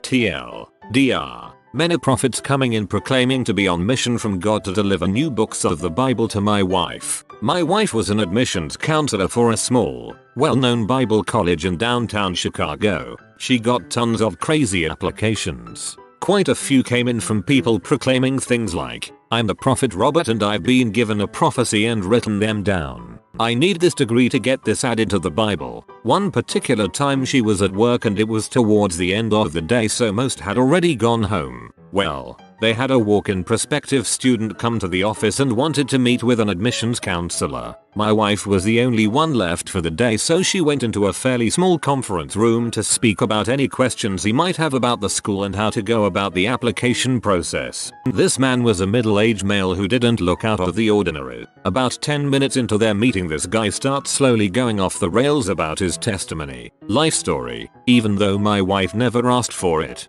He starts talking about how God had been giving him visions for years of things he needed to accomplish while on earth. Apparently a small Bible degree was one on a small list of things needed. My wife then sees through the window on the door behind the man a few public safety officers come in and speaking to the secretary. They then interrupt their meeting and escort the man off campus. Before he left a big pile of handwritten papers that were new books of the Bible that needed to be added. Apparently he was on their red flag list because he had done this many times for about 20 years, including making extreme death threats to their counselors for not letting him into the school, and once even attacked a student employee. This is one of a long list of crazies that contact her. She has a folder of crazy emails that were too hilarious to delete from this earth. Not an admissions officer, but had a friend who responded to the question, "Tell us about yourself," by drawing himself using lines and dashes on the computer and labeling parts of his face. He was accepted. Every time this question comes up, there's always people complaining about kids who have something really petty for their hardship they overcame essay, but also they complain when kids writes those essays about how they've never really had a hardship to overcome. Yeah, that essay kinda dongs over people who've had a decent life, as well as dicking over people who've had a traumatic experience, and writing a whole thing about it would trigger PTSD, and also dicking over people who have overcome a real hardship, but want to keep their private life private. Honestly, that really shouldn't be a prompt.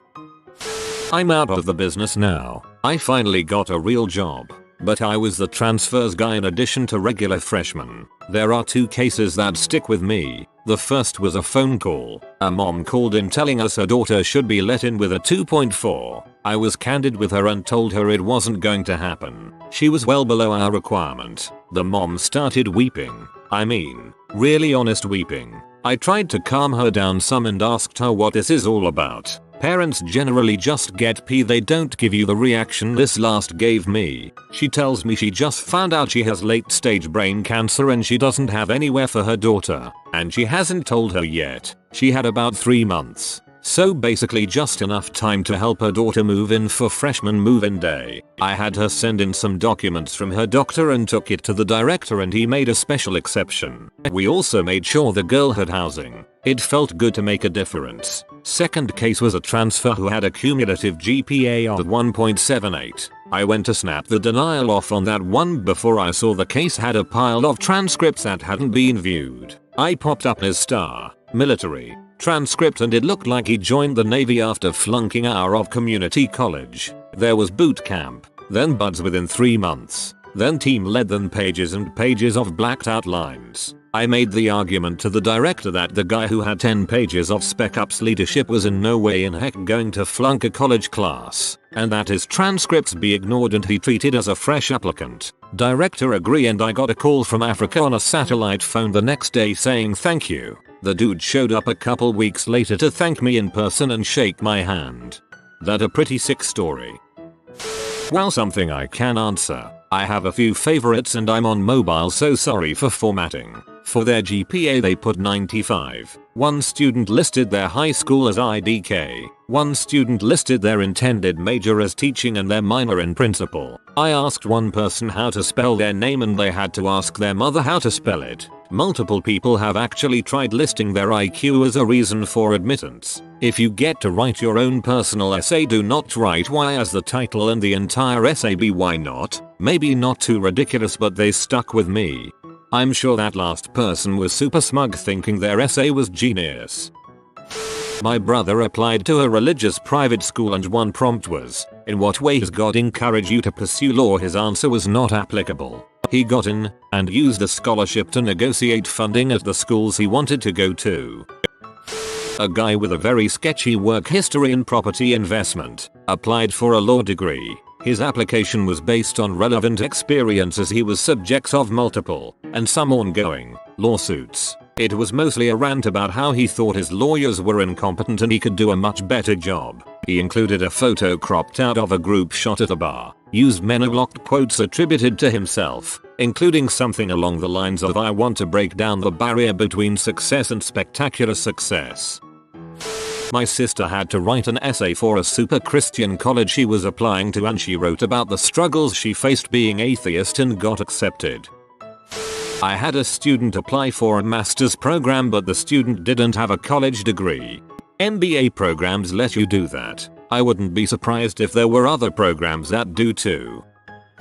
I don't think I've seen this answer yet, but parents who fill out their kids' app and then mistakenly put either their name, date of birth, or SSN on the student's app.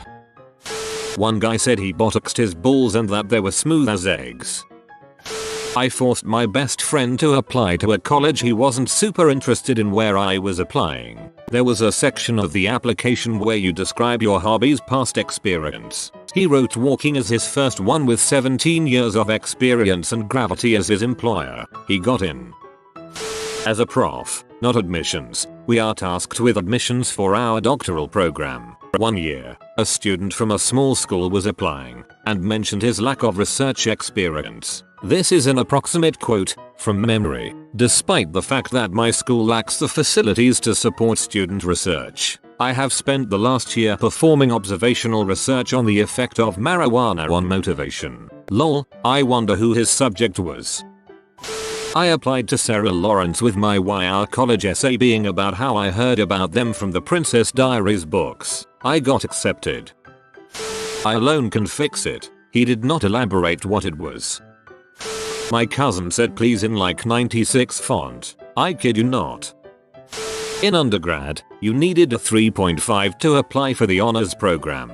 I applied with a 3.49 and wrote a banging essay about why they should accept the underdog. Couldn't believe when they called me to accept me into the program. JK. I never heard back. I did make it in life, though. Medical professional with a master here. I received an 8-page of which page 5 contained the sentence "but enough about myself" diatribe PhD application which culminated in this sentence. I have aspirations to allow my research to impact the world, helping to eradicate poverty, neglect, health conditions and possibly even on a global scale, with this PhD being the start to my life's work. If I were to aim big, I'd like to think I could go on to do amazing and wonderful things. I do not aspire for the accolades, but feel if I work hard enough I could achieve literally anything. Even a Nobel Peace Prize could be on the cards if I were allowed to just give my best. My dream is to be able to travel the world and teach people the importance of understanding a community as a whole. Teach people how to put aside differences and grow as one united worldwide community and of course, change the world for the better. I just need to have the opportunity to get it started. You skeptic, this project sounds promising. What is it about? Ideally, I would like to keep the project open and not focused on one specific geographical area, but feel I could definitely focus a lot of my knowledge on slums and areas with real problems with poverty and highlight issues around elitism versus extreme poverty. I would also focus on politics, religion, education, materialism, consumerism and cultural norms, with the attempts of showing how issues within these can stop a community fully flourishing. I really do feel that this project could turn into a physical project and move forward with my own aspirations. I think I could focus more on the slums if you feel this is an area that the university will support. I would be more than willing to visit various areas that have slums and try to learn more about the problems the people face and how they would want it to change. The man wanted to create a new blueprint for society. I was originally going to write an essay about learning to control my anger issues, and my college counselor immediately nixed it. Not a college admissions person, but I got into a great university and about a year later a guy from my hometown messaged me asking if I could look over his application form. Now, I was over the moon cause I was super proud of this guy for wanting to further himself cause I'd been worried he would fall into our town's trap of poverty and dying young. Now, I'm not saying I rewrote his application, but if what he gave me was the alphabet, then I gave him back the entire dang works of Shakespeare. Some highlights include, when prompted to talk about what led him to seek out university qualifications, he answered something along the lines of, and this is grammatically exactly the same way he explained it, "My mate went and seemed like she had fun. I want to have fun but also get smarter." When asked to talk about any prior work experience or volunteering, he mentioned his time in McDonald's. Not bad, still a job, but he didn't go into much depth besides that, and the time when he was younger and had to do community service for something. When you get to the part of the application where it asks why you want to attend that university, he literally said something along the lines of Google said it was good. Now, obviously I couldn't rewrite it perfectly cause he would go to the interview and they'd tell someone else had done the work for him. But I tidied it up for him and I gave him a pep talk for the interview. And clearly they saw that he was a great guy just looking to further himself and he got in. Google said it was good would make me laugh at least. College Raz or police, what's the most memorable event you've had with college freshmen? Got a duty call from a worried mom one Saturday afternoon. She hadn't heard from her 18-year-old daughter in a few days and wanted someone to check on her. Sure, I said. I go and knock on her door. She's there, just studying. She promises to call her mom. Next day the student died. She got very sick, called a friend, went to the hospital, and was dead in a matter of hours. I wasn't the last person to see her alive, but I might have been the last to see her healthy. Years later, I can't shake the feeling that her mom had some sort of premonition. Not an rat or a cop. Last year my school decided to set up a beehive research setup on a recently closed porch to one of the dining halls. This setup wasn't protected at all from stupid students. One night, a few smart people decided to go up to the beehives, take one, and throw it into a nearby dorm's elevator. They then proceeded to press every button so that the elevator would stop on every floor in the building. Whole dang building had to be evacuated. Said people were expelled.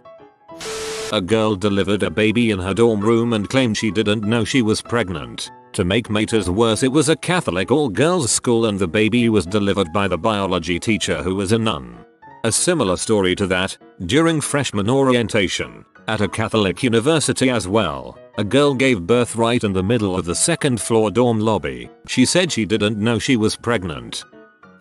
I was once notified by one of my residents that her mattress had been misplaced and she wanted to know if she would be charged for it or if she was good. I told her she would most certainly be charged for it, and then, mysteriously, the mattress reappeared the week before summer closing. I heard through the paper-thin door of her room later that it had been at a frat house for a while, and I dreaded the thought of what happened to it. A guy in my corridor lost his mattress one afternoon. It was found in a tree. Very first night on call by myself, watching the news in my dorm room, see my resident's mugshot. The housing staff were unclear on the procedure of what to do when a resident is arrested for murder. Former RA here, I have two. Same group of guys who regularly congregated in the room above mine. It was a 2-story townhouse style dorm. 2:30 a.m.-ish. In the morning I'm woken up by loud yelling and cheering accompanied by what sounds like someone attempting to smash a hole through my ceiling with a sledgehammer. I storm upstairs a bit scared of what I might find. It was 6 completely sober 18-year-olds cheering on their angrily Boston Irish Catholic friend as he danced a jig in steel-toe work boots. It was too ridiculous to even be mad. I told them to shut up and went back to bed. 2. One night I was hanging out with the guys and we were watching something on TV. One of the owners of the room went to bed while everyone was still hanging out in his room. Fast forward like 40 minutes. He sits straight up in his lofted bed, lets out a long high-pitched giggle and shouts, "It's a titty," and then passes back out. I hope I made their freshman year as fun as they made my senior year. I used to catch people playing possum all the time. Basically a bunch of students would climb a tree and drink until they started falling out. Last person in the tree wins. Found a couple idiots having lightsaber fights once. They'd unscrewed the fluorescent tubes and were having sword fights with them. One time a whole floor got scabies and were running back and forth from the laundry room washing every single item of clothing and linen they had. One resident was hiding a homeless person in the TV room.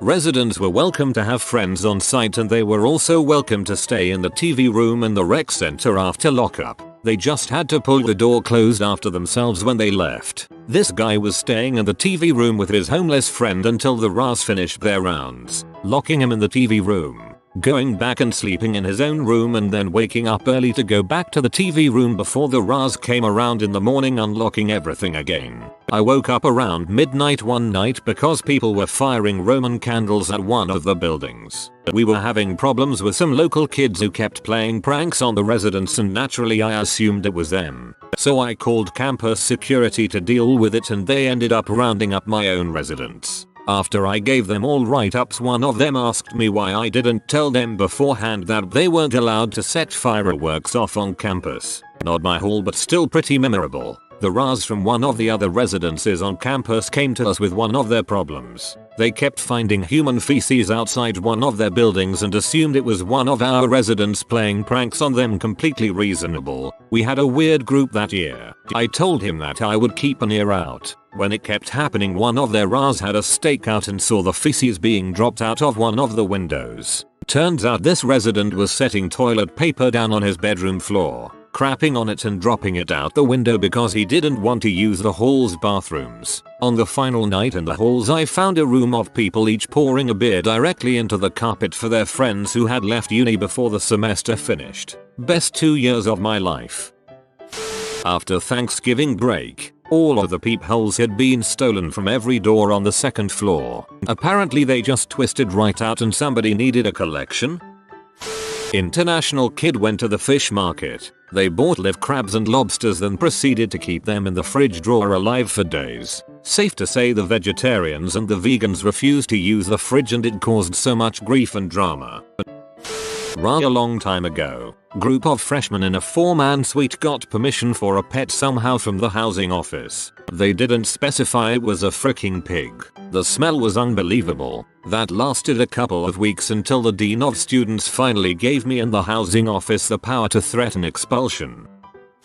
Kid got kicked out of his fraternity and had to move into campus housing. A few weeks later he stunk up the whole hall because he was smoking a bong in his room. I wasn't a jerk, so I usually just told them how obvious it was, and to do it somewhere else so they don't get caught by someone who cared more than me. Well, when I went in, I found easily more than $100K worth of prescription drugs, weed, coke, and alcohol. Dude was obviously running an operation out of his dorm, so we had to call the cops, and now I have the title for biggest drug bust in university history. I guess 22 Jump Street was actually based off of you.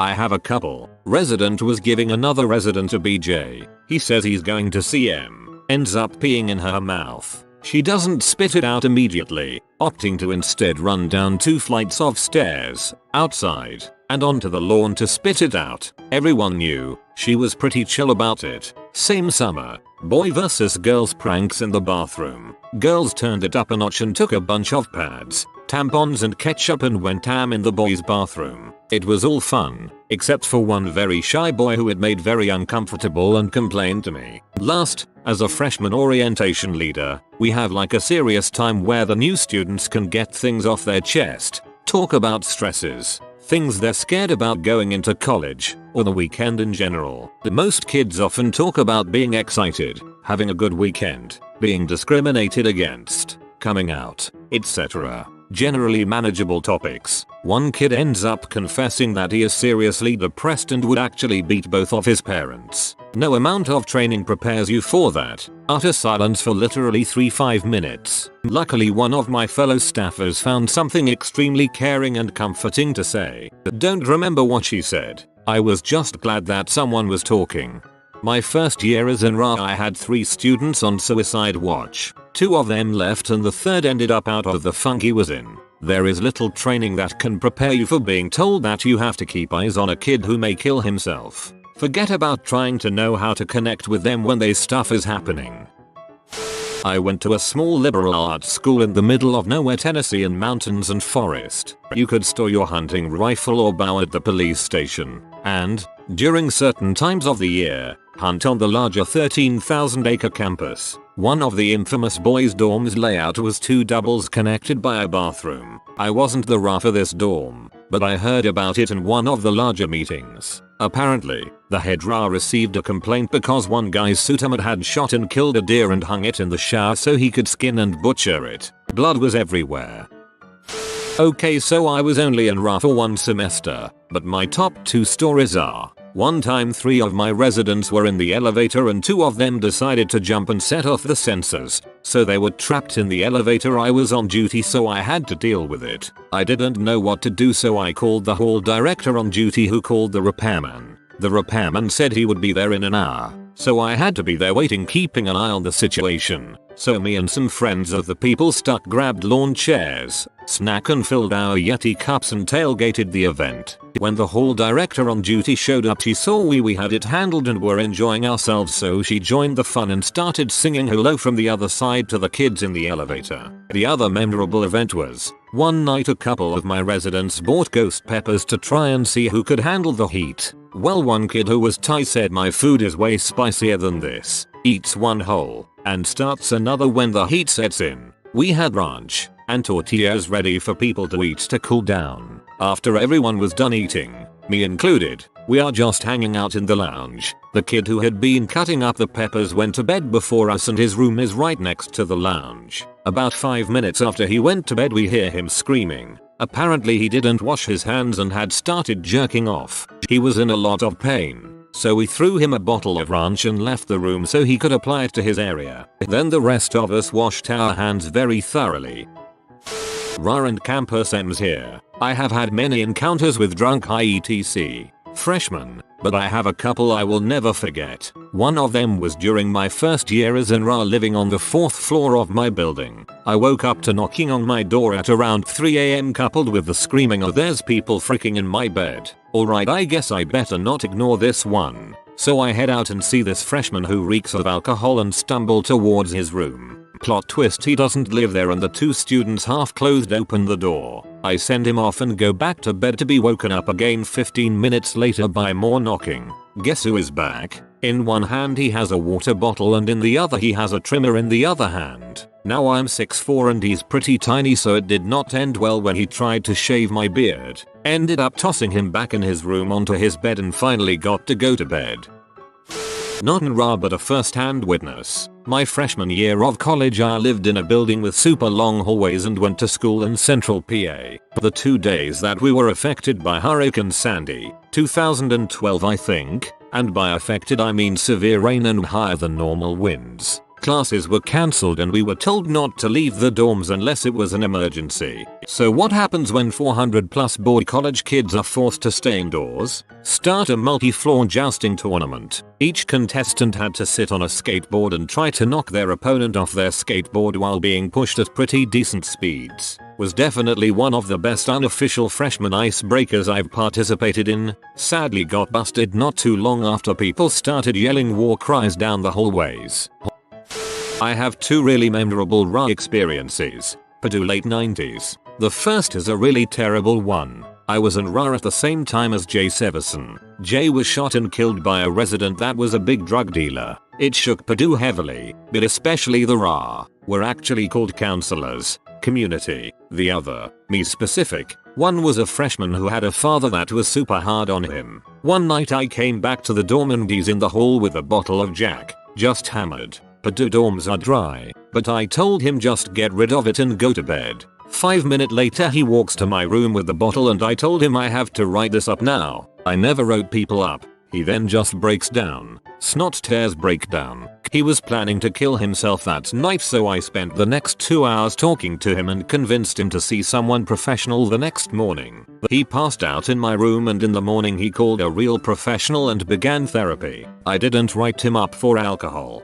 Had to tackle my roommate and call the cops so he didn't jump off the roof in first year. Held him down and talked to him for a long time while waiting. Luckily my stopping him led to a good conversation with a therapist the next day, which continued through the rest of the semester. He seems to be doing really well now.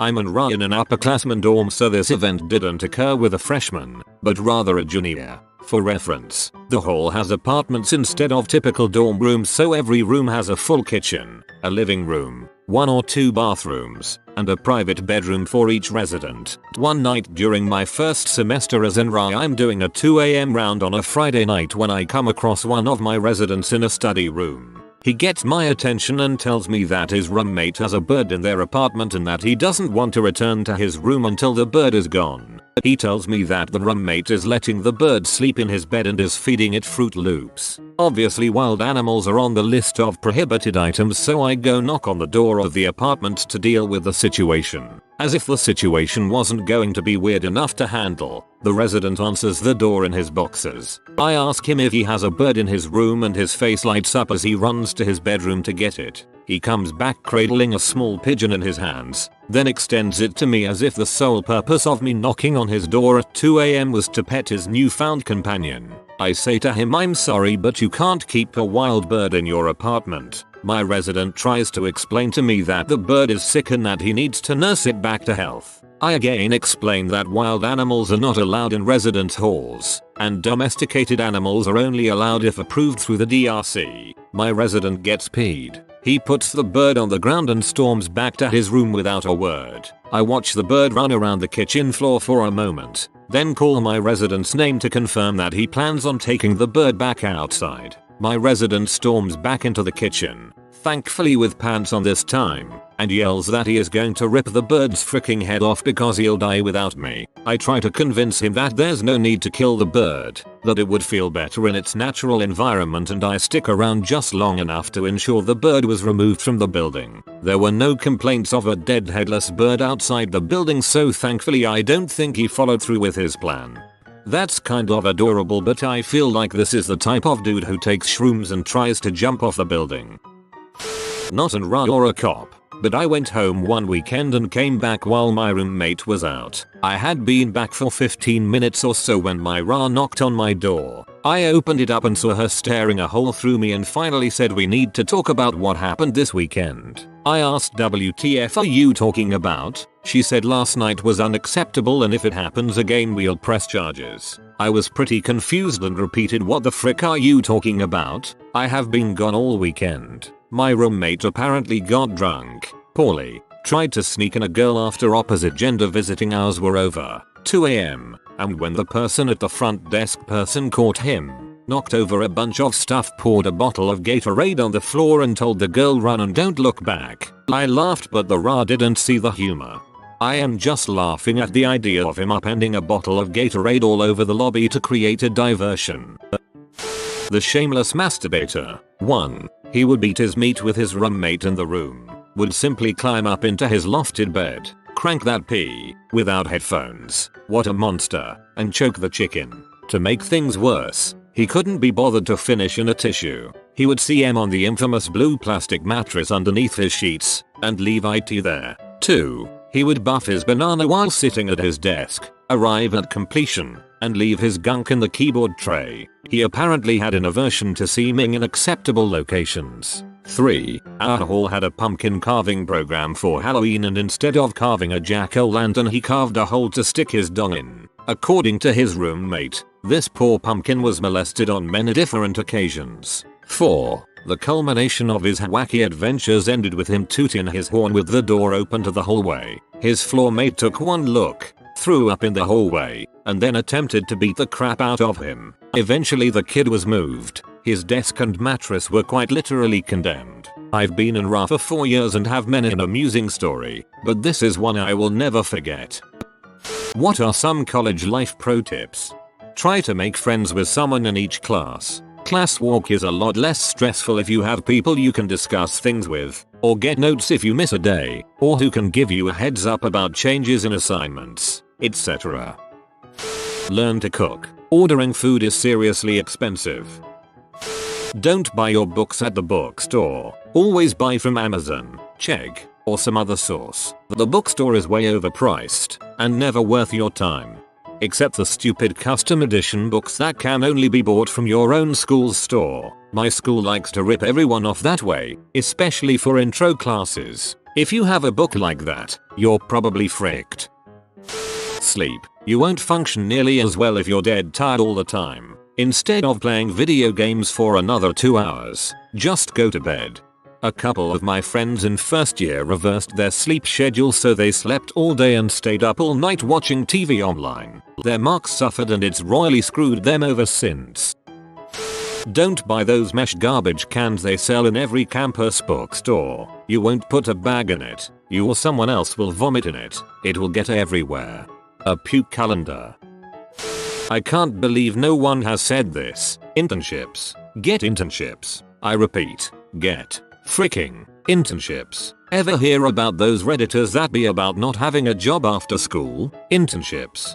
If you're CS Math etc. and you can't find an internship, make your own internship. Get to know your professors early on. As you get into your later years at school, a good prof connection can land you a research or marking job and can be a great reference. I did my senior thesis with a prof I'd known since first year. Also, don't be afraid to study and work on campus. My marks were a lot better in my third and fourth year because I did 75% of my work at school. Go to class. Do the reading the day you get. Start that freaking paper today. Go to class. Source: I have mad regrets, son. Get involved in your department as soon as possible. I can't emphasize this enough, and I wish I had done this earlier when I was in school. Your professors likely still work. Do research in what they teach. Find a professor or two that you like and ask them how you can help, if they have any opportunities to do research with them or other things, depending on your major. They are wonderful connections to have, and they will love that you actually care about what you're studying and want to get involved. I wish I had done this earlier. I could have been one of the students going to awesome conferences and co-writing papers. Egg and ramen. First off, I use the Oriental American ramen as my main staple, but of course I love to try everything. First I cook the noodle in the pot, softening them up. Then I add soy sauce, mirin, if I have any, lemon lime juice, sriracha, garlic powder, cinnamon, and a flavor packet. That makes up the most of the broth. Next, I like to add vegetables, any kind really, just whatever I have in my fridge that works. I make sure to add the egg last, because it cooks really fast. At this point I'm looking through my fridge for anything that might add a little extra flavor. Old Asian food leftovers, especially beef, makes it taste better. It works best to add it to a separate bowl first, whisk, then add it into the pot slowly, but that makes another bowl dirty. My dad used to make these all the time. He called them ramlets. Always use a condom. Instructions unclear. Wrote midterm with condom overhead. People on Reddit seem to romanticize college. Just relax, have a good time, and don't stress out too much about it. Work hard, play hard, make friends, date. If you're single, don't worry too much about it. If you're looking for specific tips, here are a few that came to mind for me. Once in a while, stay in on Friday, Saturday night and do laundry, assuming your dorm campus has a laundry room, that is. Laundry rooms tend not to be used as much on weekend nights, so it might be better than fighting for machines during busier times. If you live close enough to go home on weekends, don't, at least not for the first few months. Weekends on campus are where your friendships with others will solidify fastest, be it by going to parties together, going to meals together, or hanging out and playing video games, or whatever. Resist the urge to go home. Your parents will still be there when you go home for Thanksgiving, Christmas. Take advantage of all the things to do on campus. My undergrad was a small, liberal arts school, but I attended a public state school for a year as well. Both places had tons of things going on every night which were fun and cheap, often free. You don't have to drink to have a good time. Same goes for weed. Intramurals are fun, even if you're not terribly athletic. Join or make a team and have fun with it. If you skated through high school without really learning how to study, manage your time, or do any real work, and you think you can do the same thing in college, you're probably gonna be in for a very rude awakening. And that's why I'm nervous. Find a toilet nobody knows about on campus. One that's clean, or has 2-ply toilet paper. Find that magical toilet and tell nobody of its existence. This is a tip that keeps working after you finish college. There was a company where I worked that had a big file storage room where old contracts were put to rest in binders. Way back, behind row after row of shelves, there was a bathroom. Not only a toilet, but a shower stall as well. Network. Seriously, you don't realize how little time you have. You will not be guaranteed any kind of job after college, so networking is extremely important. It isn't too hard either, just attend some networking events. Talk to some of the people there. A lot of them are really cool and want to recruit people. They just need to do it in advance. Also, your alumni organization will usually have some kind of assistance too. Getting your networking set up will really help you out in the long run. Plus, if you have to leave your job or get let go, you can reach out to the companies you networked with to get work faster. The term networking was always really scary to me. I think a better way to think about this part is to just be generally sociable, pursue your passions, and hang out with people who share similar values. That's pretty much networking in a nutshell. Visit a counselor to figure out how many credits you should take to get you out of there on time. I didn't, and now I'm going another semester, which has really drained my bank account. Ask people what their major is. Find people who are in the same department as you and ask about the teachers in your program. Everyone wants to share their classroom hacks with you. They want to tell you all about how Professor so-and-so talks a big game but the tests are always easy, or how in college classes they had to get a study group because the exams were so hard. But they want to tell you want to study hard and what you can kind of ignore. In a couple of years, you'll do the same for an incoming freshman. It will put you at ease, knowing what to expect, and you may develop a mentor relationship with an upperclassman. Also, you can get their books from them for cheap because the new edition is out, and even though it's not different, the bookstore won't give them any money for them. They would rather give them to you or sell them for cheap to unload them. Also, remember what other people's majors are and ask them for advice about fun or interesting electives to take. Some of the best classes I took were recommended from other students, not my advisor. That being said, don't buy your books at the bookstore. You probably already know this, but it is going to feel easier and safer to buy your books there. Don't do it. You can get the same book from an upperclassman or online for way less. You're already paying enough. Call ahead and ask what books are required for each of your courses. Order them in advance. Don't show up to your first class without books. Don't hang out with your roommate all the time, and leave your dorm door propped open when you're not busy. You'll see your roomie plenty, and by all means be friends if you get along. But if you try to cling to them, you won't branch out as much. You'll stay in your dorm more, and if you ever get into a disagreement, you'll have nowhere to go. As for part 2, if people see a closed door, they likely won't knock to introduce themselves. An open door is an invitation to get to know you, and makes your dorm feel less like a prison cell. I made some great friends that way. Go walk around the halls looking for open doors and chat with the people inside. The people you meet in college can be valuable assets to you when it comes to job connections later on. As cheesy as it sounds, add people on Facebook. You maybe won't actually talk to them again, but it will give your news feed a more diverse idea as to what is happening on campus and what you want to participate in. Stay hydrated while drinking. You don't want to feel too crappy in class. At the very least, chug some water before passing out. Go to your professor's office hours. Go to class. Take notes with freaking pen and paper, not a laptop. Laptops will distract you. Pay attention and it'll pay off later. When you're in class, actually be in class. I assure you you'll absorb the material better if you pay thorough attention during the lecture, so less time spent studying later. So much Dota during class. Just do your freaking work, butthole. Going to college and not doing your work is like going to a restaurant, buying the most expensive item on the menu, and then not eating it. Also, make time to do your work. Sticking to the same schedule you used in high school will most likely not work out for you in college. Don't bang everyone who lets you, or don't let everyone bang you. When you meet your roommate for the first time, scream as loud as you can and kick them in the chest, asserting your dominance for the remainder of the semester. Be on guard for similar displays for your roommate, as the dominant status will be used later to select mates.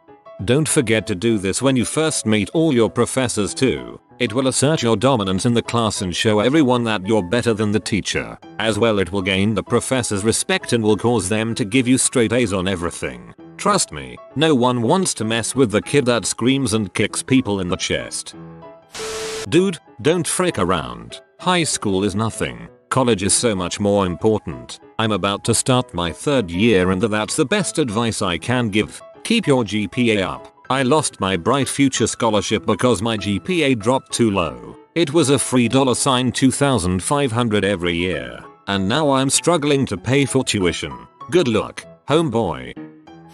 1. Attend class. No excuses, you $2W. 2. Do your work and study hard. Teachers do notice this. 3. Don't be afraid to drop a class. You might feel ashamed or frustrated at the prospect of dropping a class, but it's better than failing it and screwing up your GPA without a good reason. Sometimes a class just doesn't work out, or you might have a douchebag teacher, so be sure to know the final drop dates. 4. Communicate with your professor. This could be by email, in class, office visitations, or all 3. 5. Make good use of the help areas such as the math lab. They can and will save your behind. 6. Don't get too down and never entertain the thoughts of suicide. It would be better for you to fail everything than to take your own life. 7. Tying in with the previous points, make use of the supports groups on campus if you need to do so. 8. Don't lie to your parents. Period. 9. Don't rely on all-nighters. I've never really had to use one and I've done just fine. I know some people might need to use them, especially at the higher levels, but don't get into the habit of doing all your studying the night before the test. 10. Find out which study pattern works for you and study. 11. Don't overload yourself. No matter how many times you listen to Eye of the Tiger, you will still feel extremely stressed and it has a good chance of worsening your performance. 12. Personally, I recommend staying away from alcohol and drugs, but I don't know you. Just some advice. 13. Keep a positive attitude. 14. Have fun. In the cafeteria on the first day, find the biggest, toughest guy, and beat the crap out of him. I did not attend an Ivy League university. Speaking as a current and former student, find out who your academic advisor is now. Get in contact with them ASAP. Let them know your plans. They'll help you figure out every step you need to take to get where you want to go. Don't feel like you're locked into whatever major you thought you wanted going in. If it ain't working, it ain't working. Better to choose your major earlier than later. Don't take core classes like English and math or elective classes for granted. You can gain a lot from them. If you're a pre-med major, you still need to learn to write and need to learn analytical skills, which you can indeed gain from a history or philosophy class. Take classes that sound interesting, not just ones that fit your don't get up before noon schedule. The more engaged you are in the class, the more you'll get from it. Besides, you'll be forced to take some classes that are boring as frick, and having a fun class will give you something to look forward to. Speaking as a college instructor, know how to contact your instructors. Do it early and regularly. It actually is harder to fail someone you know and like. Use the school student support, like the tutoring center, writing center, study groups, etc. You will learn as much from fellow students as you will from your instructor. Follow directions, please. The easiest way to improve your grade is just to RTFM. You would not believe how many students fail papers because not all the required elements are there. Visit the library early in the term. Know how to use it. Ask a reference librarian. They are geniuses and will help you with anything research related. Show up to office hours periodically. Even if you don't really need help, just get to know the professors and make sure they know you. Eventually you'll need reference letters for a few things. Professor here. Get used to the shift in academic landscape. You will probably see a massive jump from a 30-hour timetable in school to an 8-hour timetable of lectures. This doesn't mean you have 22 extra hours per week for call of duty, drinking and failing to get laid. It means you are now in control of your own education, and it'll be what you make of it. My rule of thumb is, for every 2-hour lecture I deliver, you as a student should go away and do 8 hours of independent study based on the lecture topic, and that's a pretty good ratio to live by. I would say that 95% of those who flunk and drop out fail to adjust to this shift. Everything American college films have taught you is a lie. A worrying portion of students legitimately go to university expecting to party for 7 months, then spend 2 weeks revising, probably as part of a Rocky-style training montage, to pass with flying colors, ending in motivational speeches from their professors telling them that they didn't think they'd do it, but they really turned it around. If you don't adjust to this, and if you don't self-motivate, you'll simply fail. The best advice I can give you is to treat university like a job and put in a 9-5 every day. Those who do well in high school seem to be especially prone to failing in this way. Complacency is the death of university education. Raw intellect will only see you so far as an undergraduate. I'd say that success is at most 30% intelligence and raw ability, and the remaining 70% is effort and motivation. Getting into this mindset quickly is more important than anything else you can do. I've been an undergrad way too long, 7 years, mostly community college, so I think I'm a pro by now. Make connections with professors. Go to office hours. Find someone who can be a mentor for you, someone who is well connected and well published, especially if you are considering grad school, but also responsive to your needs and on the same wavelength as you intellectually. Finding and forming mentors is the single most important habit I've picked up in college. Push yourself. Don't take the easy classes. Take the hardest and most challenging professors. A B in a tough class is more satisfying and more brag-worthy than an A in an easy class. There are entire majors that are easy classes. Avoid them. When you graduate, you will respect yourself more if you know you worked your butt off for the degree. Find the most quiet, obscure corner of the library. Live there. Make friends with studious people and study with them. Turn off your computer. If you are writing an essay, turn off your Wi-Fi. Put your phone on airplane mode.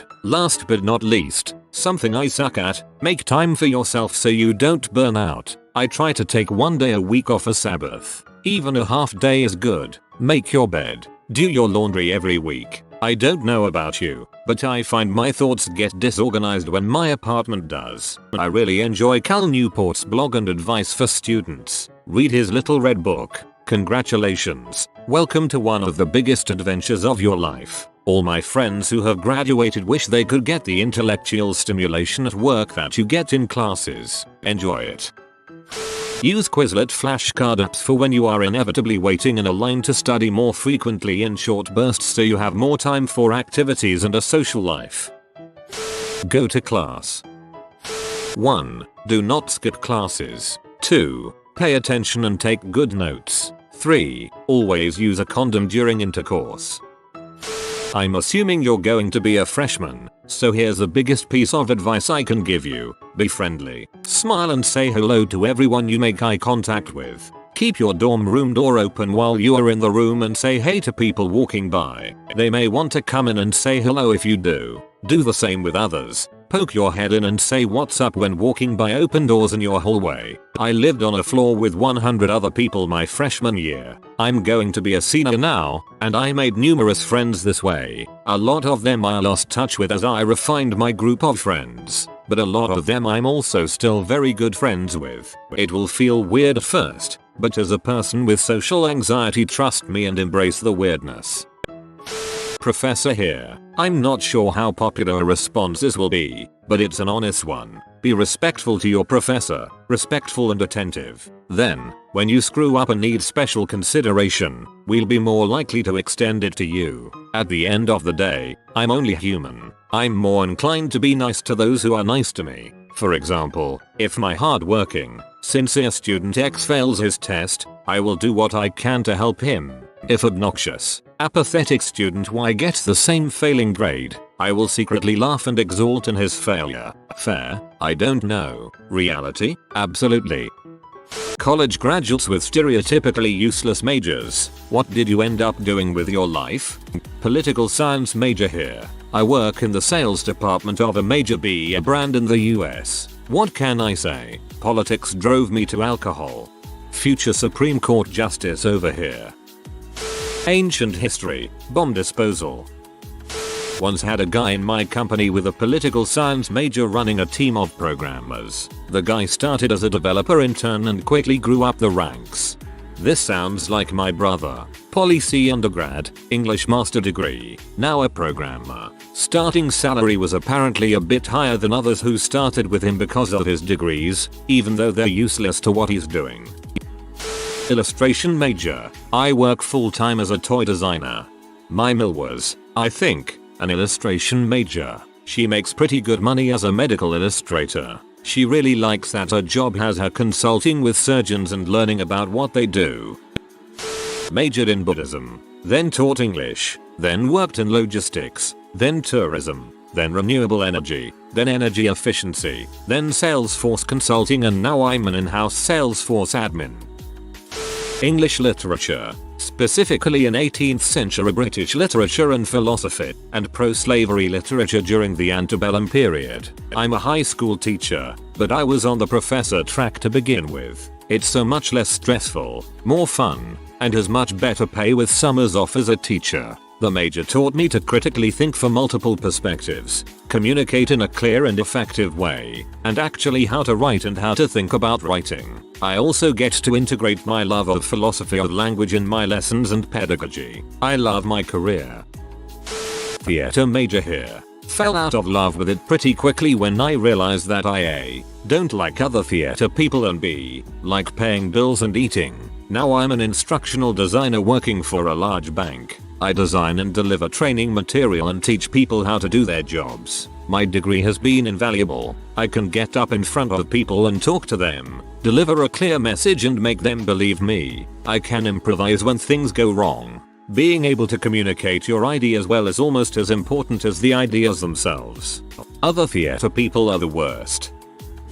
You're majoring in film? Have fun waiting tables. Joke's on you. Literally every company is looking for somebody who can do video for them, and the freelance market is insane. I watched movies for college and make more money than most of my friends with more useful majors, except for the engineers. But, some tips for getting started. 1. You do not need to move to NYKLA to find a plethora of video work. If you're only looking at job postings, you're looking in the wrong places. Find people who want videos. Local businesses, real estate agents, vloggers, bands, a middle-aged couple who want some professional looking footage of their remodeled basement. For real, you'd be surprised. Video jobs are everywhere. Tackle some of those, and the corporate jobs come easy. 2. If you're just getting your start, absolutely make some videos for free. A small portfolio goes an extremely long way. Literally, a couple months of that with a part-time job elsewhere will be the most lucrative loss-leading strategy of your life.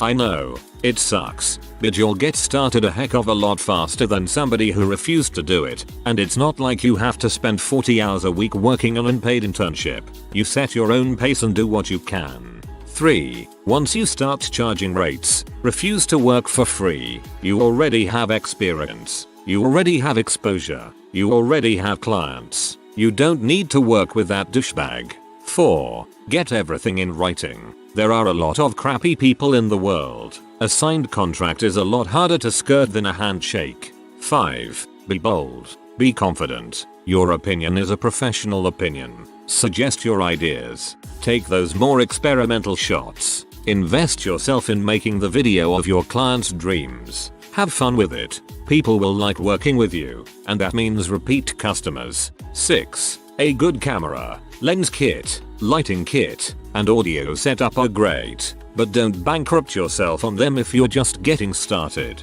I got my start on a Canon Rebel and a free trial of Final Cut Pro. Upgrade when you can afford to.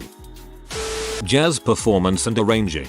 I teach kids how to play drums and take a middle school band once a week, and gig on the regular. Life is so comfortable and the work is lucrative enough to my standards to afford a 3-day work week and just be with friends. Write music and play in the music teams at my church. Pursuing that degree is the best choice I ever made. The key is staying stubborn to honky pick music related work, networking and practicing until you're good. Psychology major. Spent a year bartending, then worked for a few months as a leasing agent. Finally ended up going through a second degree nursing program and got my BSN within 11 months. Psych major as well. Worked as a cashier for 7 years. Got a AA in medical assisting and worked for 4 years. Then ended up going back to school and getting my ADN and work as a nurse now. Fine arts. It was so good I did law right after. That was so good I worked for 10 years and quit and am back at university doing animation and video. Third time's a charm. I'd rather be making little movies for modest money than work in an office full of clowns. Although clown college is reasonably appealing.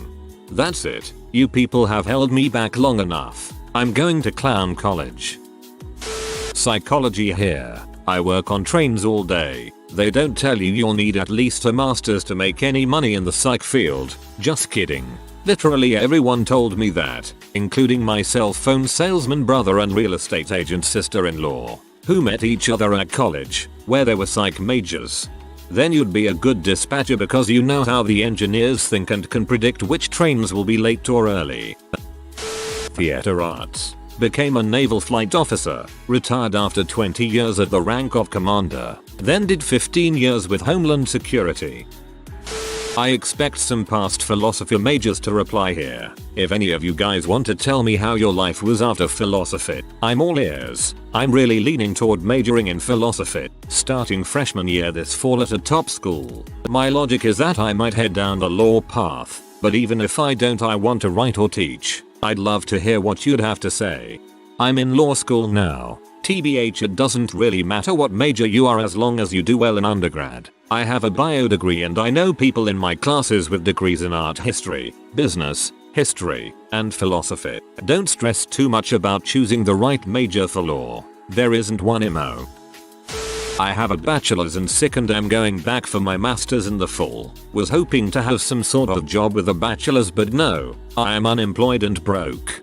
That sucks, man. As someone who's going into their senior year of high school, reading this thread actually showed me some awesome options for college majors that I didn't know existed. Got BS in film. Discovered the freelance life isn't for me. Decided within 6 months of graduating to join the Air Force for some kind of cyber job. Ended up with cybersecurity. Love every moment of it and now I'm working on my master's in cybersecurity. Gonna do 20+ years. Get a pension. Get a federal job and work that until I can get a second pension.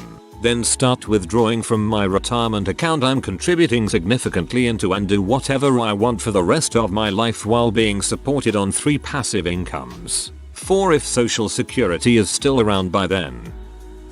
English Lit grad. I run marketing, public relations, investor relations and government relations for a mid-cap Nasdaq company. Got a degree in journalism, the slightly more targeted version of getting a degree in English. I do security at fine art museums. I'm glad it worked out this way. Reporting is more important than ever, but I learned I didn't want my job to be my life. I make a living wage in a fascinating institution, get to meet artists and people from all over and have an ethical job mission. And I get to leave all my work at the door, take nothing home. Psychology major. I'm a few weeks away from graduating with my MD in clinical mental health counseling to become a licensed therapist. Philosophy major. Ended up in law school and a lawyer. Not sure if this counts but came here to post. 2/10. Would not recommend. I was an English major. Got a job as an e-commerce copywriter out of college, which led to a job in a digital marketing agency, which led me to where I am now, helping to manage and produce digital content for a large private university. Despite its reputation, I think the English major is perfectly useful. For the record, clear, effective written communication is critical to just about every industry at some stage or another. And if I've learned one thing in my professional life, it's that one shouldn't take the ability to write, or even read, effectively for granted.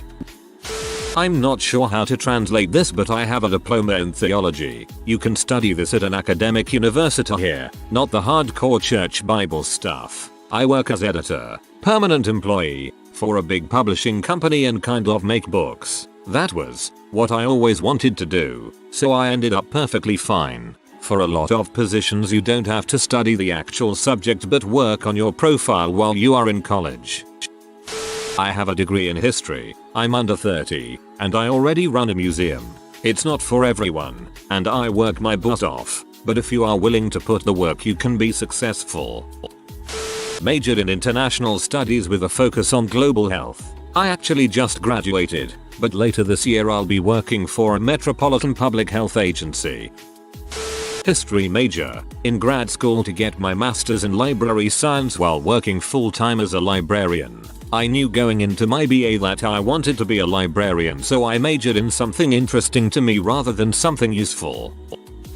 Art history. Brief stint as a paralegal, longer stint in a non-technical role in the tech industry, and now I'm a locksmith in training. I am a fine example of all that can go wrong when you let bright, academically inclined teenagers blindly choose a course of study without asking them what they might actually want to do all day. I do not recommend my particular career path unless you're really desperate to make interesting small talk at cocktail parties.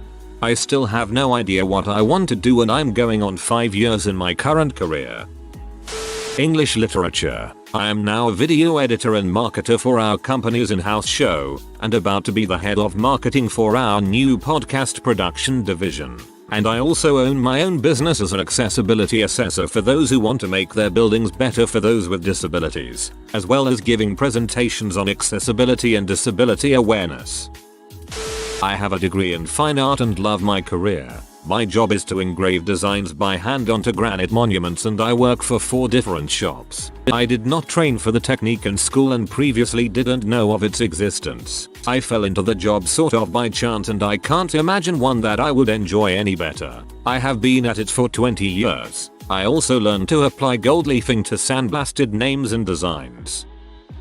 I majored in English writing. Currently working as a teacher and I love it. That was always my goal. A word in for some other useless majors. My roommate majored in psychology with a minor in gerontology and she's currently in graduate school to become an occupational therapist, which is a super good career once you get it. My friends who majored in English and aren't teaching are all in law school, as are a few of my friends who majored in philosophy and gender and women's studies. I've said this before on Reddit, but majors like English, history, philo, religious studies, psych, women's studies, gender and women's studies aren't useless, even though you can't just go down to the philosophy factory and get a job. However, you have to be smart about your chosen major and career path. Major in English and plan to get a job writing novels? Probably not gonna work right away. Major in English with a minor in education and completing the student teaching program? That'll work. Major in history and spend your summers working as a lifeguard and binge drinking?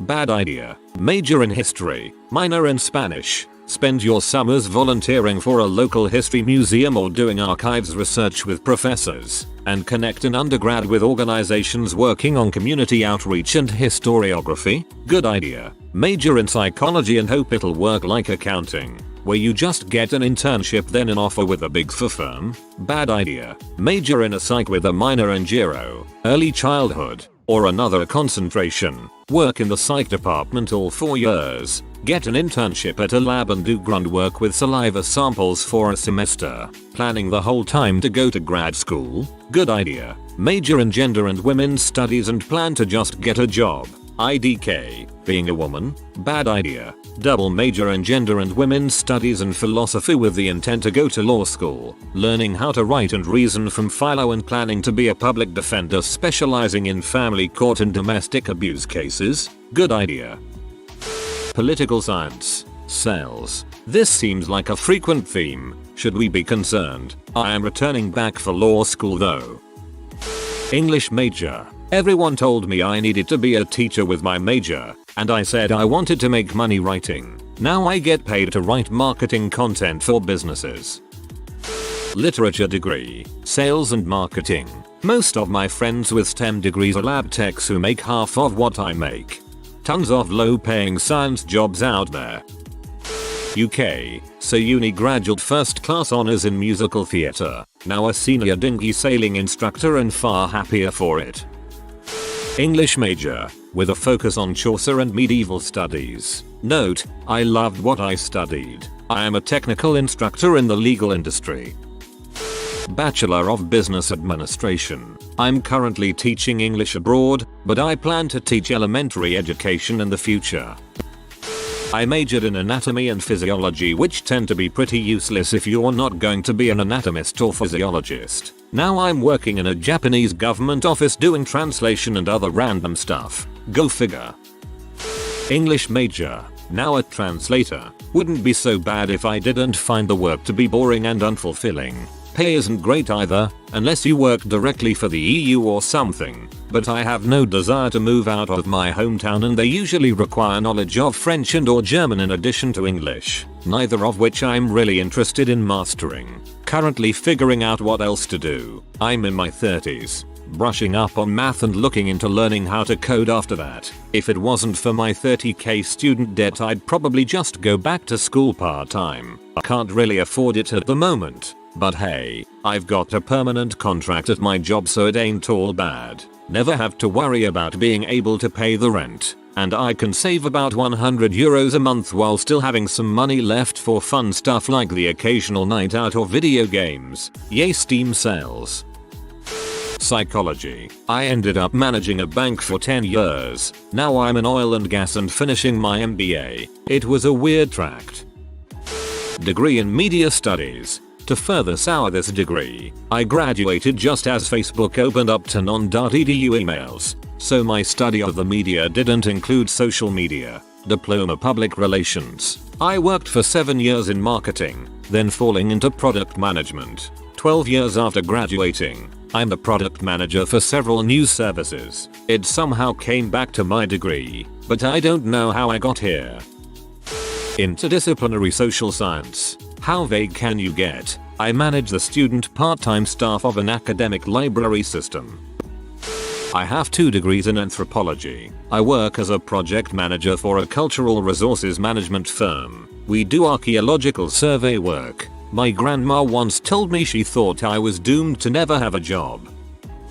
Went back to school at 30 to finish my BFA. And not just any BFA, a BFA at a multidisciplinary strongly conceptual school of contemporary art. I spent the first year working as a preparator at a gallery, while doing a decent amount of freelance gigs locally and eventually with art fairs that would send me around the world. When I made a major move with no real prospect in the art world nearby, I was able to get a job doing stained glass restoration in a studio that really valued the multiple skills I had from a studio artist's background. After a year of that and a change in my relationship that freed me up to explore options elsewhere, I've been offered a gig as a preparator at a university museum in St. Louis, and have an interview in the next week for a university museum in Madison, Wisconsin. 3 years out of school and getting a professional job in a legit museum environment is pretty big in the art world, so I'm feeling pretty good about it and don't much regret the path I took.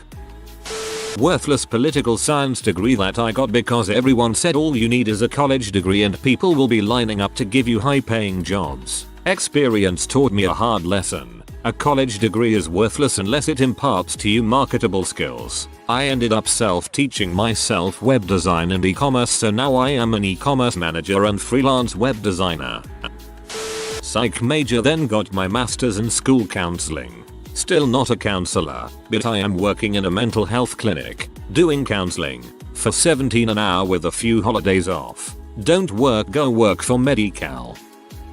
My major is literally called General Social Sciences. I work in HR now, but I want to go to law school and run for public office. If you are new to the channel, you can subscribe. I publish new videos every day. Until then, check another video.